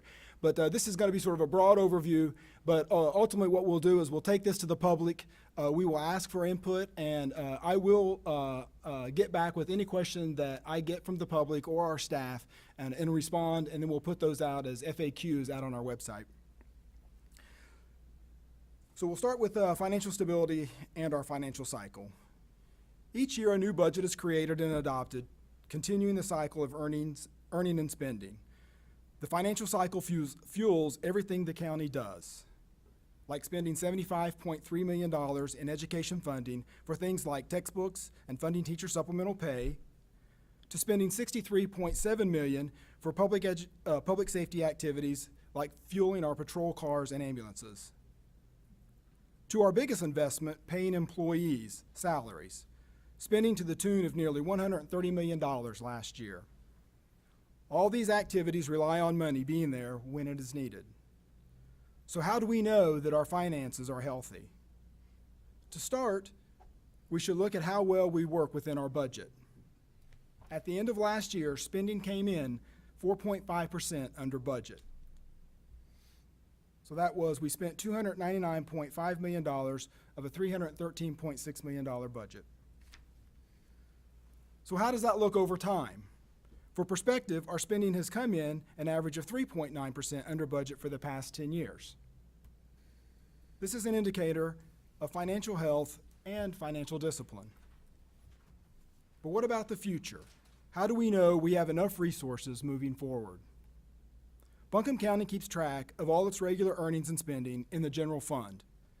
This is like the county's checking account. Money is constantly flowing in and going out. Last year, revenues came in over $300.5 million. At the same time, we spent $299.5 million. These cash flows are very different at any given time. For example, we had 9,000 deposits last year, but we wrote 68,000 checks. So just like trying to use a straw to drink directly from a spigot, having a reservoir to balance this out is crucial. More than 54% of our revenues are received in just 3 months, and those 3 months are November, December, and January. Any idea what that revenue is? Taxes. Property taxes, that's right. Yeah. So last year, we received $160 million in that period of time, which is about 90% of our total tax levy. Compared to revenues, spending is more evenly distributed throughout the year. The difference between the two creates cash flow gaps that must be balanced out. The way to balance that out is by using fund balance. The money that is available on hand and represented by the glass is what we consider our available fund balance. By measuring this, we can see if our checking account balance is too low or even too high. And this is the common measure used by the state and others to gauge financial sufficiency. So available fund balance is commonly measured as a percentage. This lets us compare year over year and also with other counties. The ratio is simple. It's just taking available fund balance, dividing it by the total expenditures, which will give us our percentage of available fund balance. The state requires us to have at least 8%. This is about 1 month worth of operating expense. The board's policy is to have at least 15% available fund balance, and this is about 2 months worth of operating cost. This creates a financial buffer or reserve for us, And so not only does the buffer help us to level our cash flow, it's also a safe reserve, because a safe reserve is needed to keep critical services going even during emergencies or downturns in the economy. However, having too much reserve could mean unnecessary taxes being collected. And I've heard it clear from you that that is not what you want. And so maintaining balance is very important. So how has this changed for Buncombe County over time? Buncombe County's available fund balance has been consistently between 17 and 21% since 2006. So how did we do last year? Last year, we increased 1.4% to 18.8%. In total, we have $56 million in available fund balance. And while $56 million may seem like a big number, we have already allocated some of that amount for balancing next year's budget. Each year, Buncombe County uses appropriated fund balance to balance next year's budget, always with the plan to save this amount instead of using it. And so for fiscal year 2018, this year, we appropriated $15.4 million to balance our budget. So how does this measure up with other counties? Buncombe's available fund balance is lower than the average compared to the 10 largest NC counties. So this year we're at 18.8. The average of the top 10 counties is about 25%. Statewide, you'll see a pretty wide spread. Between the 100 counties, you'll see that the lowest is 9%, all the way up to 65%. The spread is much smaller with our peer group, that being counties with populations over 200,000. And where do we fit? Our status, we are the lowest of our peer group, actually. And so these numbers are 2016 numbers because we've just finished it up this year, but we are the lowest, 17%, 17.38%. The highest is 34%, which is Mecklenburg County. We are in good company. Wake County is, I think, 17.7%, so just right above us.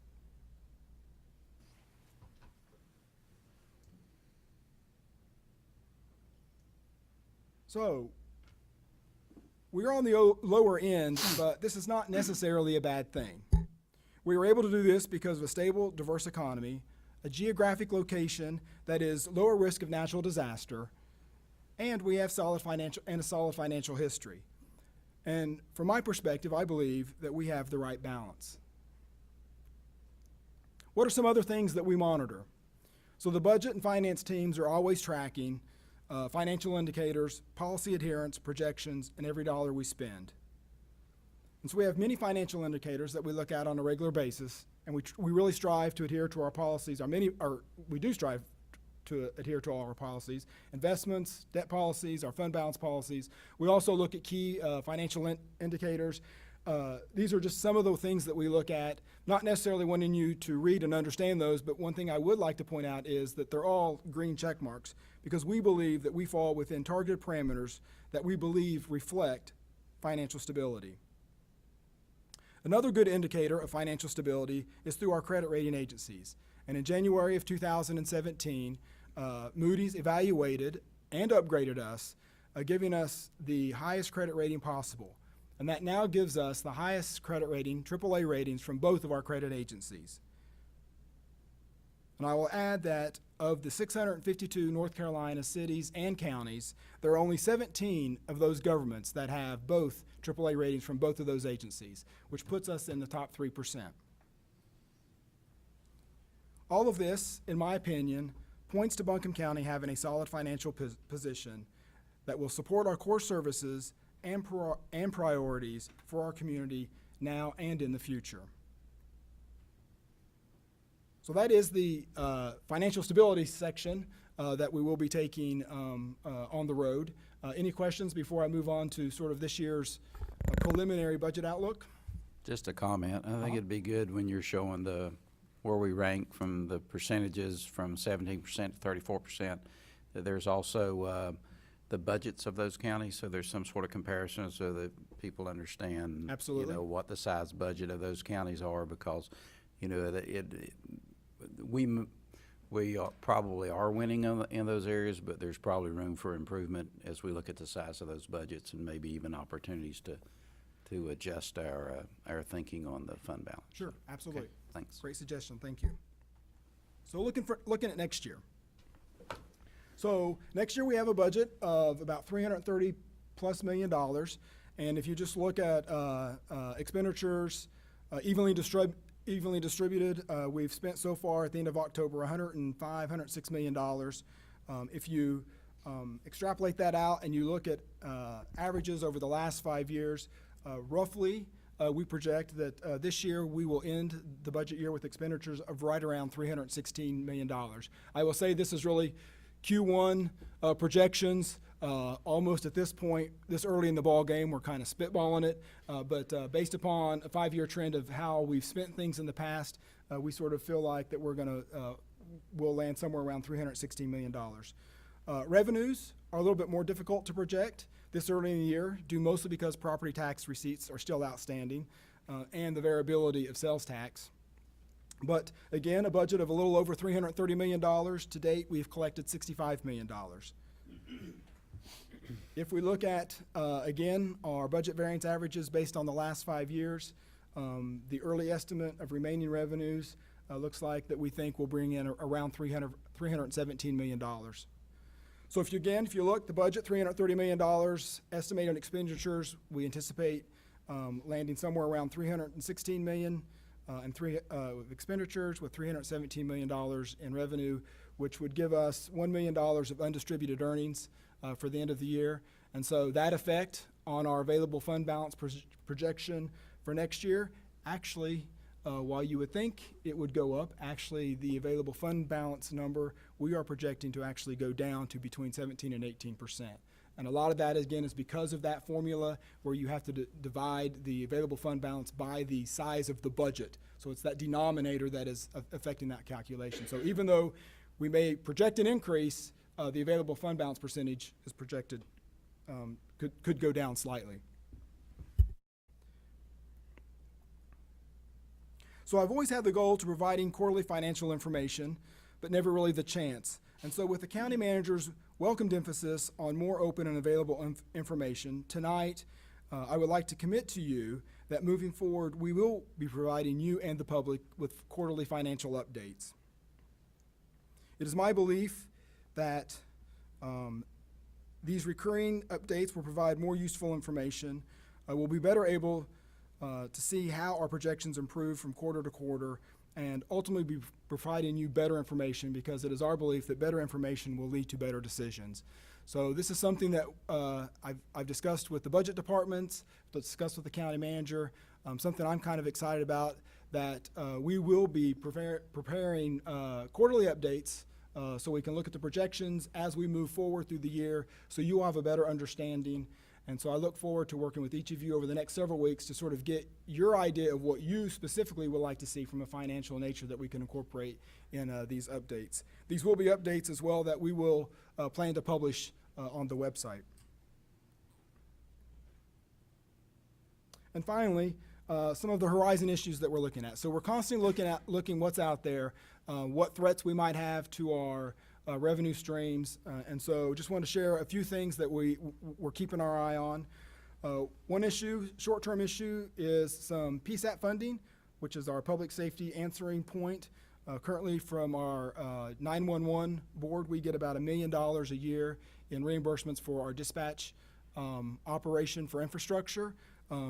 They are looking at redefining the way we look at a dispatch center, and so there are potential threats of cutting our reimbursement by up to 2/3. We're not at this point overly concerned about that, but it is something on our horizon that we are wanting to take a look at and just make sure we're monitoring and working hard to take care of that. Classroom size mandates, certainly something that we are definitely interested in.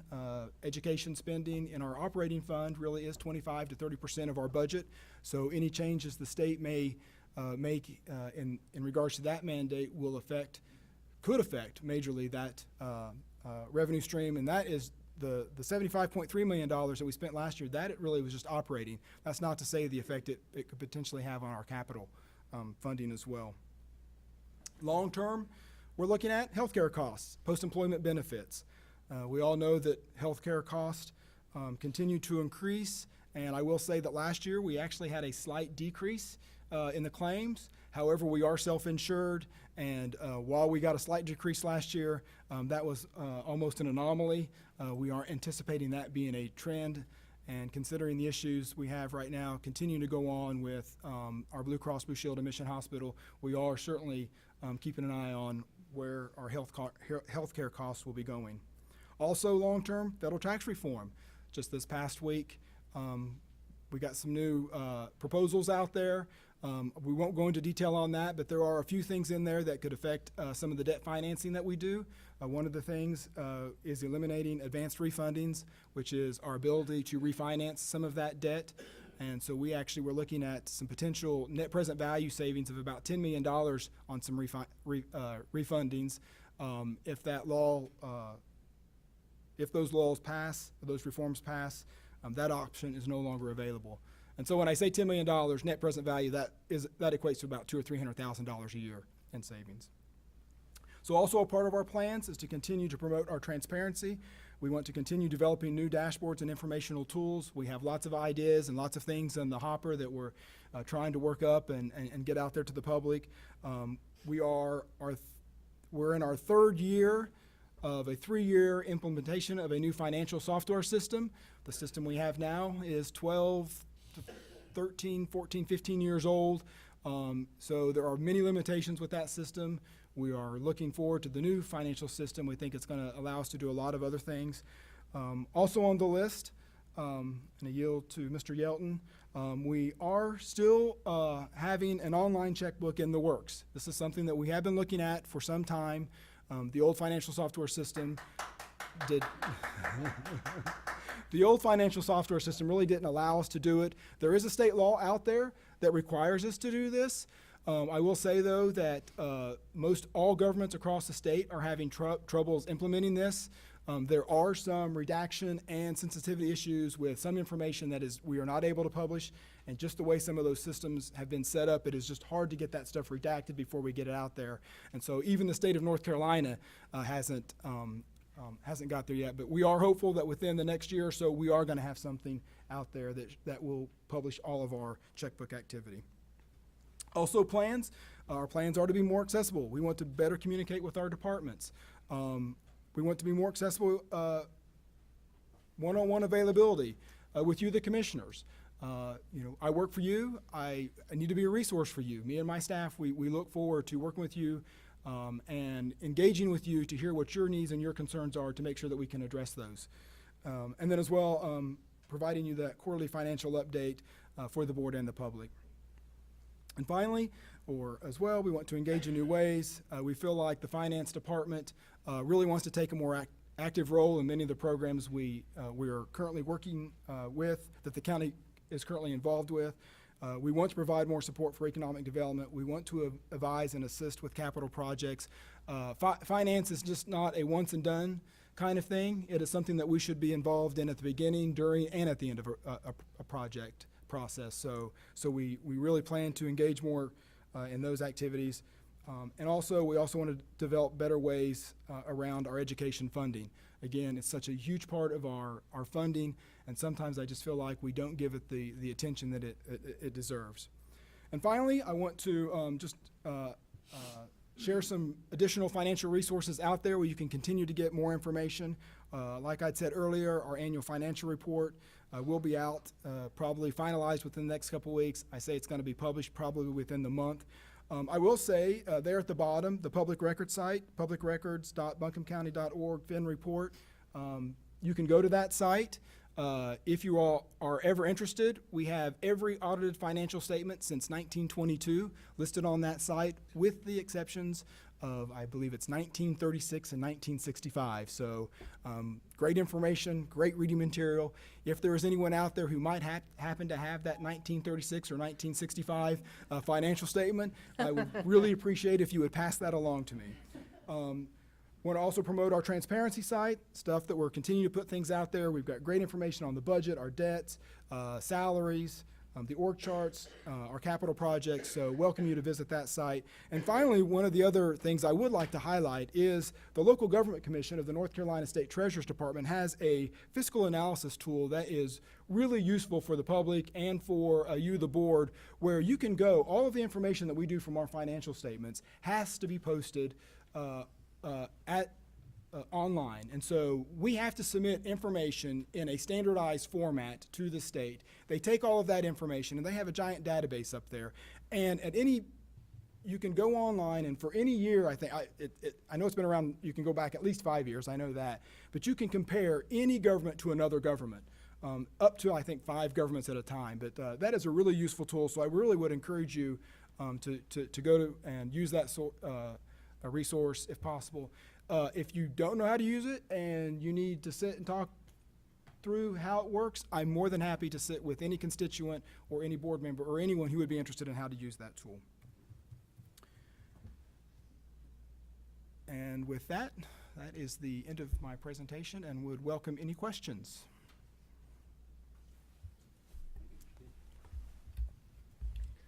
Not a question, but just thank you for the thoroughness of this, and look forward to the ongoing quarterly updates. Great, thank you. I've just got a quick comment. The other day, you were actually able to see information that was provided by another municipality, another government, and we're continuing to look at this. I commend you for what you're doing. The transparency sites that the county is doing is amazing, but they're looking at them, refining them every day, making them more, more friendly. I'm a pictures guy, I just am. It draws me into it, allows me to be able to go, makes it more friendly, more appealing to the eye, and I think, you're doing a lot of that, and people are going to be drawn to it, and those that want to find the information, I think, are going to find it. And I will say, very easily accessible, but it's what the entire board, and I'm not speaking from myself, but this board has asked of you and the county manager and others to provide access to the public for whatever they want, from a budget standpoint and from these others. So and you're doing that, and that's amazing. I commend you for it, and I know you're going to continue to bring improvements to it to make it easier for everybody to use. So thank you. We are committed to that, yes. Thank you. All right. Thank you, Mr. Flora. All right, the next item on the agenda is under new business. It's consideration of a conservation easement project, and Debbie Trumpy will share some additional information with us.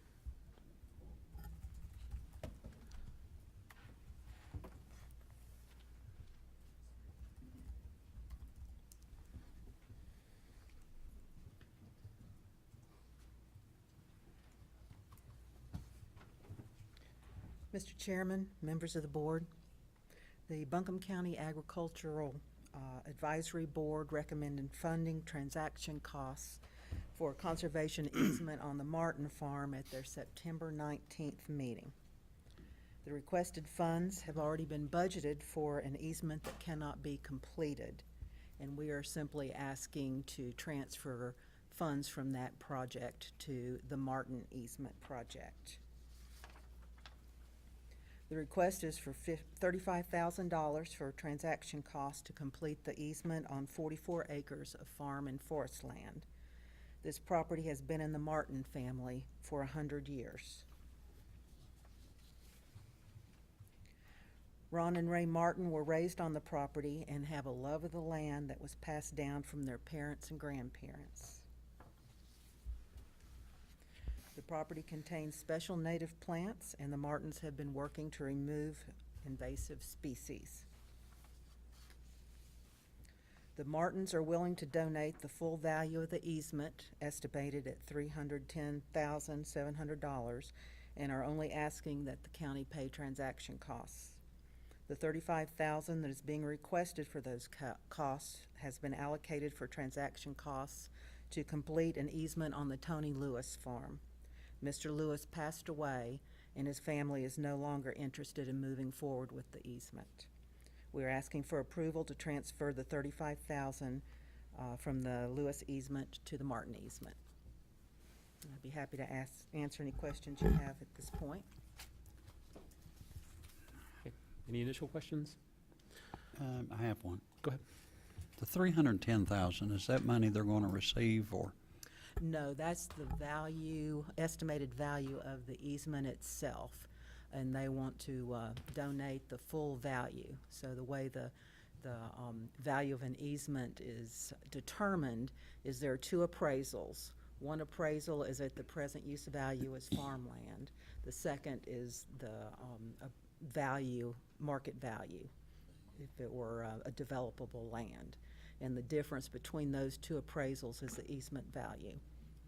So basically, donate what are we that. covering? Basically, the survey plus the paperwork for the property? Survey, attorney fees, appraisals.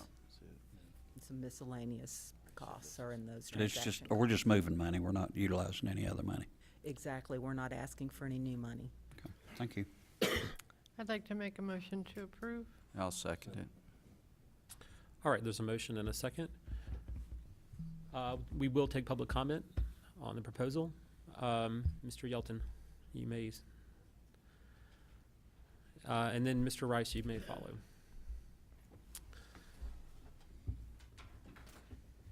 This is one of the ones that I wanted to make a comment on, and I want to stretch your brain just a little bit. By the way, take as long as you need. Just don't do it. Get it done before I pass away, okay? Don't take 30 years to get there. Because I've been watching county commissioners meeting, I just sit there and figured it up, 31 years. Started in the old county courthouse. But I want you to think about something. I've watched millions of dollars be set aside for conservation easements. I happen to have 12 acres of land. Vacant land in Jupiter is extremely, extremely highly valued. And I don't have 34 acres or 100 acres. I have maybe 9 acres that I could put in a land preservation. And Brownie, maybe we need to think up of a new category. Land preservation, because that land doesn't demand any police protection. It doesn't demand any cars on the road. It doesn't send any kids to school. So my taxes should be almost nominal on that vacant land if I'm willing to leave it like that. And then I would be more than glad for you to have the paperwork that if when I'm dead and gone, if somebody buys it or inherits it and decides they want to sell it and develop it, that you tax them on that sale for the taxes that I had not paid. Number one, you don't have to collect the money to create conservation easements. Number two, you open up a venue for a man to do 4, 5, 6 acres. 10 6-acre plots is what? 60 acres. You want to keep the quality of life in Buncombe good. You want to produce a good environment where there's oxygen in the air and green stuff producing oxygen. Folks, stretch your brain a little bit. That's a way to do it. And pass the cost on to the people who want to come to the beautiful area that us locals, the dying breed, created. Thank you.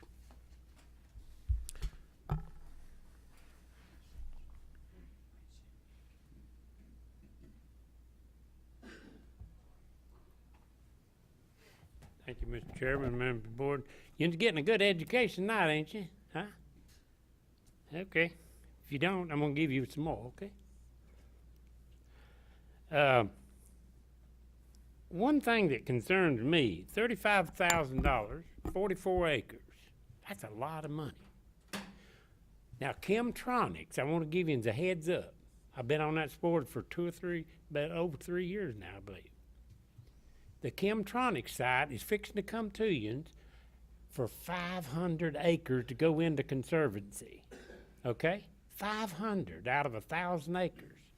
So I want you to think about this. 35,000 on 44 acres. Well, this is $1.3 million that Chemtronics has been taxable at $8,825 a year. That's a lot of money that's going to come out of this county for somebody, okay? And they're not even going to let you walk across that property. You got it? It ain't going to be used for the public either. You got it?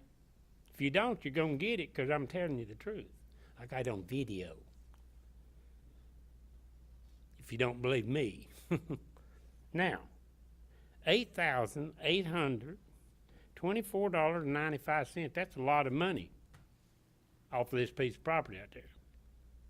So you got to pay attention to what Don is talking about. There's a way of doing this to save some money. You might have to get the legislators, you might have to get to somebody else to help you, but there's a way of doing this to save all this stuff that we're going through right now. And I think Don is on to a good thing here. Thank you. All right, thank you. Okay, Commission, we have a motion and a second. Further discussion on the motion. All in favor, please say aye. Aye. All opposed? Okay. All right, the next item on the agenda is a resolution amending the rules and procedures for the Buncombe County Board of Commissioners. Mike Fruit can comment on the proposed language.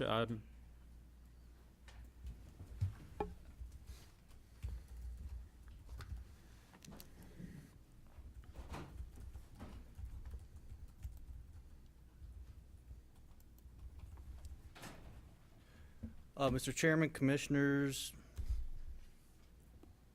just briefly, the idea proposed by a few commissioners was to amend the rules and procedures of this board to require that any 3 members of the board may add an agenda item rather than the chairman or any 3 members. And that's the substance of it. Thank you. Yes, sir. All right, Commission. So we're going to have public comment? Yeah, if there's a motion and a second. So I'll make the motion for approval. And also say that the reason that I was one of the ones that brought this forward is that in light of what we've seen in the last few months, as far as discussion of this current board, which has been more open than the previous board that I was on. I think everybody here will probably agree with that. And that there was concern that the county manager and chairman were allowed to put items on the agenda, and the chairman could do that by his or herself. And that created a conflict between the relationship between the chairman and the county manager.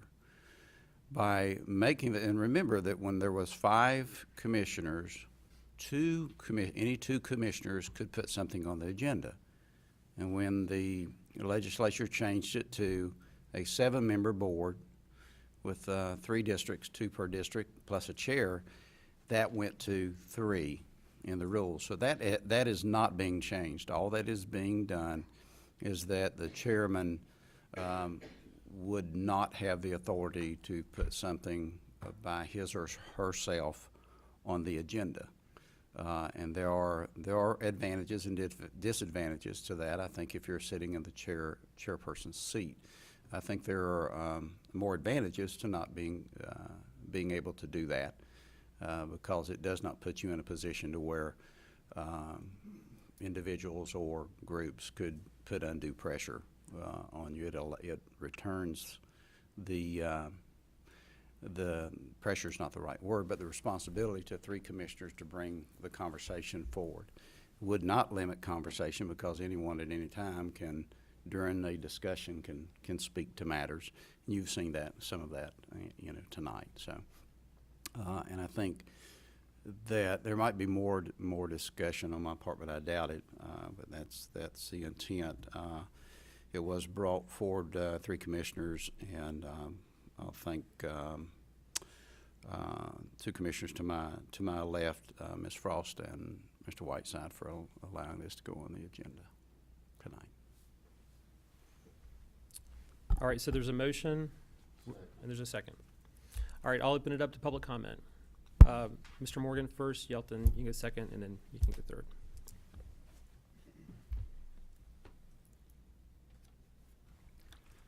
First of all, I'd like to thank all those who have fought and died for this great country of ours. For they have protected and given us all the right and secured our freedom of speech. If I may, how many commissioners have attended commissioner school? Just raise your hand. That's great. I would hope that your legal team would keep you abreast of the legal parameters of this board. The chairman, along with the county commissioner, sets this agenda. Then, of course, the agenda can be approved or rejected by this board with a vote. Items can be added by the chairman alone, then may be voted up or down. The chairman, who's elected by the entire county, represents the entire county. You commissioners are elected now, as we fought for many years, by districts. You represent the concerns and the needs of the people of your district. Each district's concerns and needs may differ from other districts. So here's what I believe, and I hope you can agree with me. Get the politics out of this.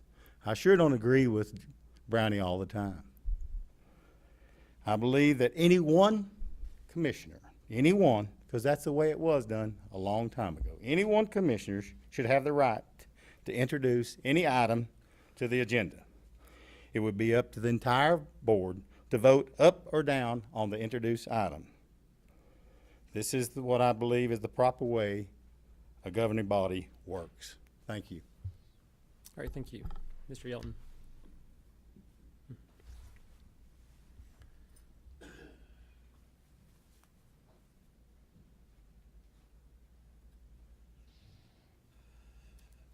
You know, I don't know why more people don't come. These meetings are fun. When I saw that in the agenda, my thoughts are this. The previously county manager was meeting with 3 in one party and 3 in another party. I think requiring 3 commissioners to agree smacks of politics.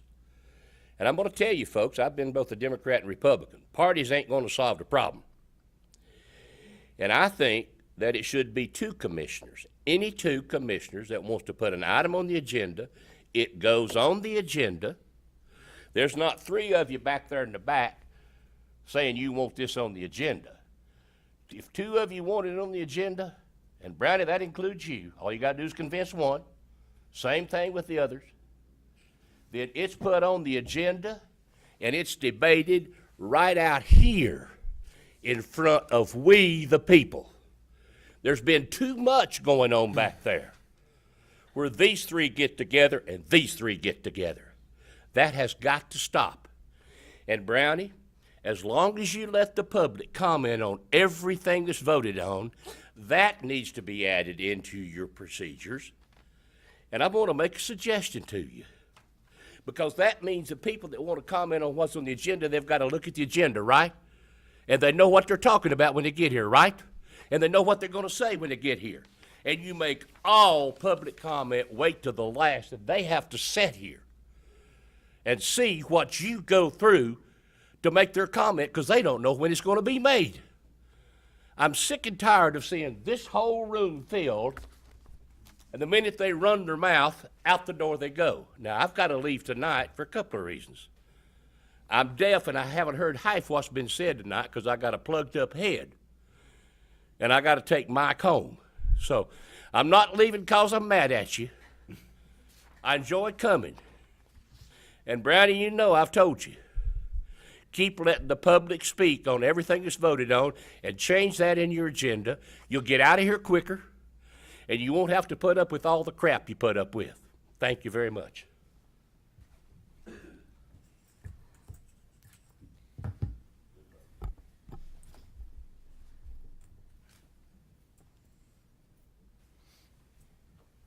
My name's Daniel Breen again, and I'm inclined to basically agree with what these two guys just said, which is, you know, if you or you or you or just one of you, at the most two, wants to bring something up, bring something up. Because I seem to remember, when was this? Oh yeah, it was the last meeting when you brought up the idea of cutting everybody's salary, and somebody, we won't mention who that is, said, oh no, I can't have that done. It would be too much of a hardship. Then quit.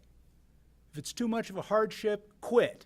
You know how much I made? The most money I've ever made in my life was when I was teaching English in South Korea, and I made about 20 grand. Making what any of you makes would be a huge amount of money for me. So I don't want to hear a sob story about poverty. And also, this is a little sort of on this, but somebody also said, oh, I don't want to play the blame game. I do. I think that there is accountability that needs to be had. Now, who that is, let the chips fall where they may, you know? And it wasn't personal. It wasn't something I did just now, earlier, to insult anybody. I'm not under federal investigation. I haven't taken money. I haven't mismanaged your funds. That was somebody else. And you all need to get to the bottom of that. And I think at the least, if you want to bring up, or any of you want to bring up an item on the agenda, hey, knock yourself out. Let's do it. Let's have at it. When Gene Rainey was the chairman, that's what happened. I mean, even though Gene's a good friend of mine, you know, he and I disagreed about things occasionally, but it worked. It was effective. So anyway, I'm running a little long here, so I'll let you all go. But I just wanted to say, you know, don't do this. Keep it to where one or at most two people can introduce something to the agenda. You know, that's all I think is necessary.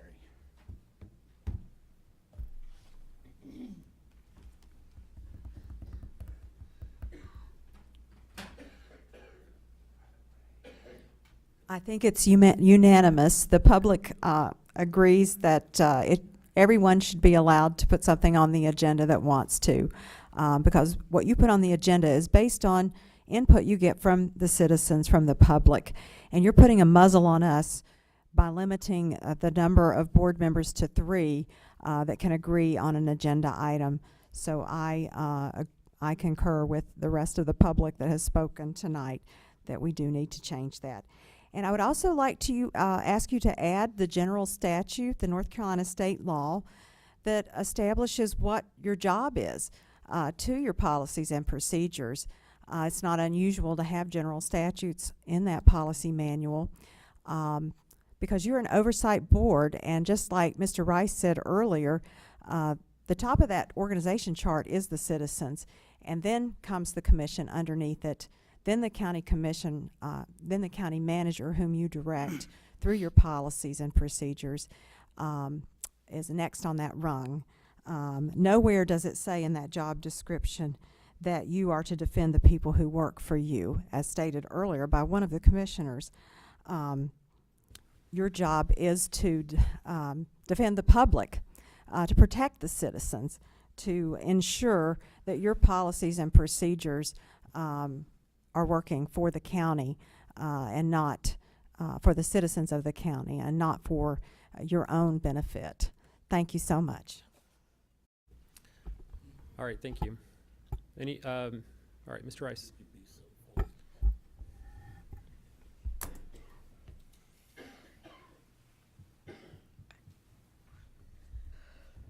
Thank you, Mr. Chairman, members of the board.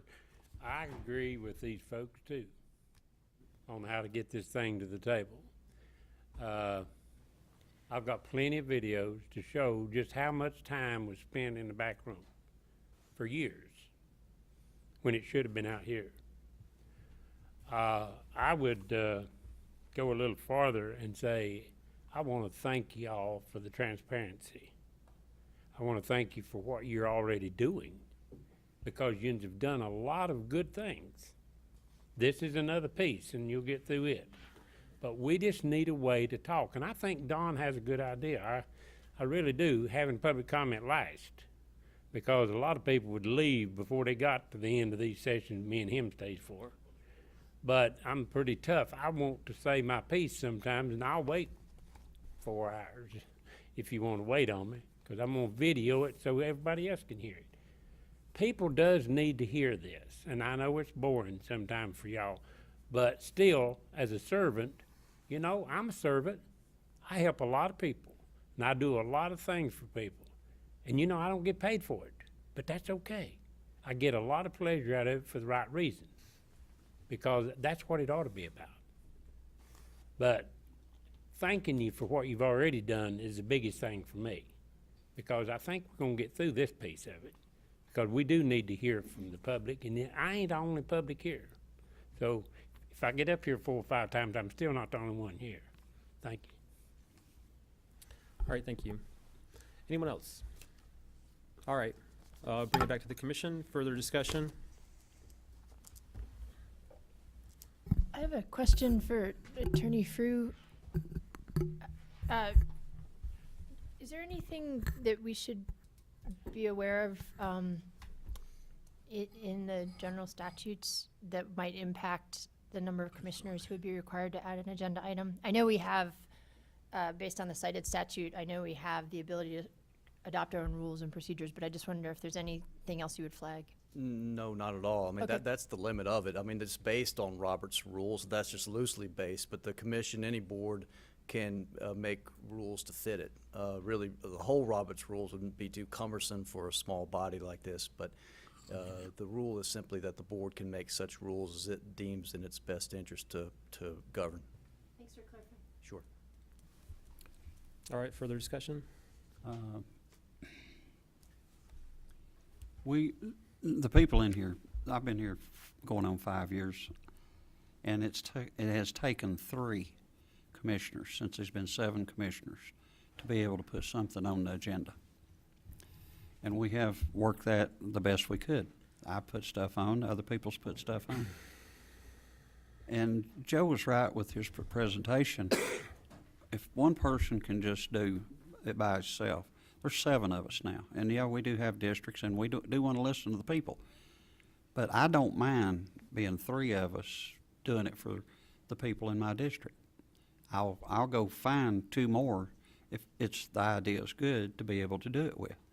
That's why it doesn't, the 3, that keeps things in perspective in my eyes. I'm sorry, 3 or 1 or none. But it's been balanced to a point with 3, because it was 2, now it's 3 of us. You know, I can be beat up for what I said, but I am still going to defend, we hired this lady, and we're 7 of us as her boss, 2, so. But other than that, I'm comfortable with it just being 3, because if it's worth doing, it's worth for 3 of us putting it forward. And that's the way I've looked at it for 4 years, and that's just the way I feel, so. Thanks for your time. Go ahead, yeah.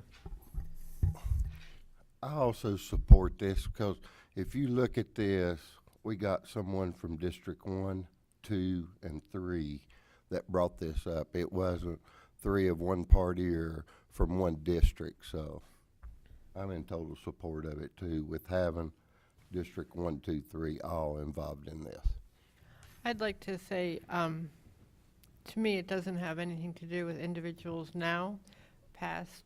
To me, it talks about the future and what we've been through, and we've seen, to touch on lightly, what happens with unilateral decisions. I think this gives us protection and greater transparency going forward. And I have one more thing to say before I move on.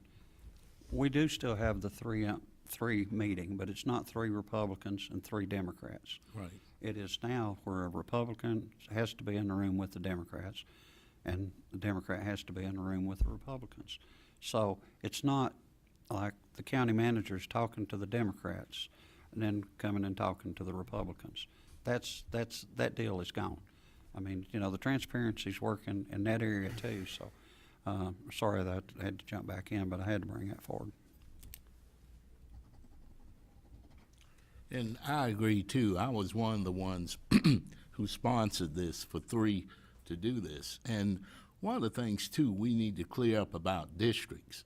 You know, maybe it's because I'm a new kid on the block, but I talk to maybe on an average of 3 or 4 constituents a day sometimes. But I never ask them what district they live in. And a lot of them who are former customers of mine don't live in District 1, the district I represent. But I see it as not only do I represent District 1, I represent the people of Buncombe County. And I think all of us, that's what I like about working with the 7 people who are here. We're as different as night, or the other 6. We're as different as night and day in a lot of ways.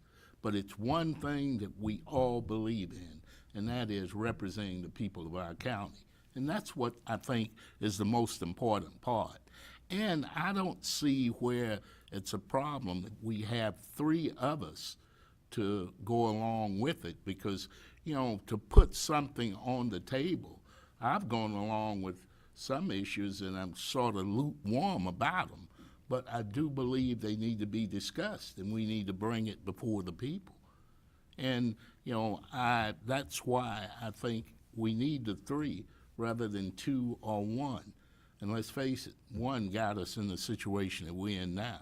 So, I mean, we've got to be careful there. But I think when we talk about transparency, and let's do that, it's the more we have involved with that, you know, better off we are.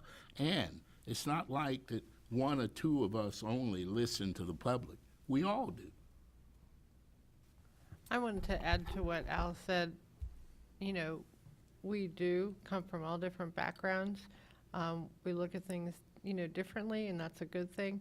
But 100%, this board cares about people, whether they live in Sandy Mush, Barnardsville, or Piscaview, and every single one of us. So people can say districts, but we don't look at it as just representing one group of people. All right, any further comments? All in favor, please say aye. Aye. Aye. All opposed, aye. All right, the next item on the agenda is the tax department reorganization. And Tim will present this item too.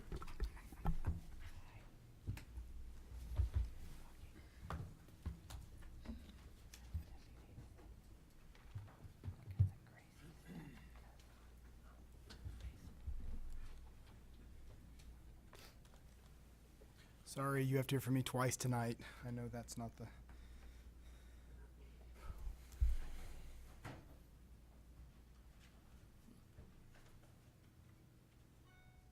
Chairman, can we do 5 minutes while he's bringing that up? Break? Yes, take a 5-minute break. Thank you.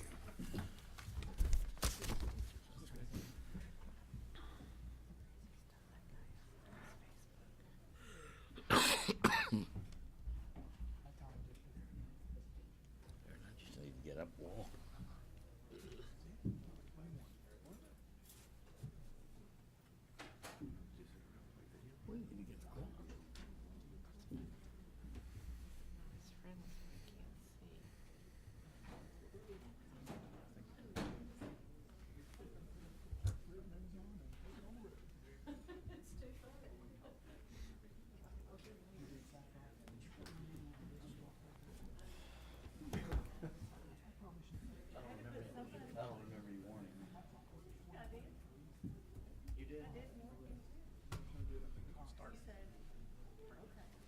Hey, Dan, how are you? Well, good thing I brought my computer.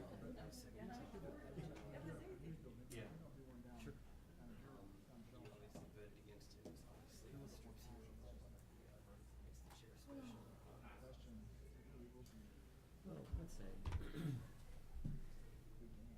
yeah, you know, the chair doesn't get any more voting authority than the other commissioner, so the ability to tell me what comes on the agenda is really the sort of procedural authority that the chair had. So, you know, when there's been issues that the commission consider, Bog us down on deciding to, as board commissioners, to join for sponsoring, because at the end of the day, you have 4 votes. No, we never talked So, about that. We never talked about that. you want to look That was never forward an and issue. buy-in for different ideas. No. So, You know, look, see, here's what happens. it's a John largely has, I got some information for her as well. well. I called John. Did you take care of this?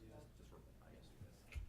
So, but to say the chair cannot do that, I just don't agree that they should be able to if they think there's something that needs to be brought up, either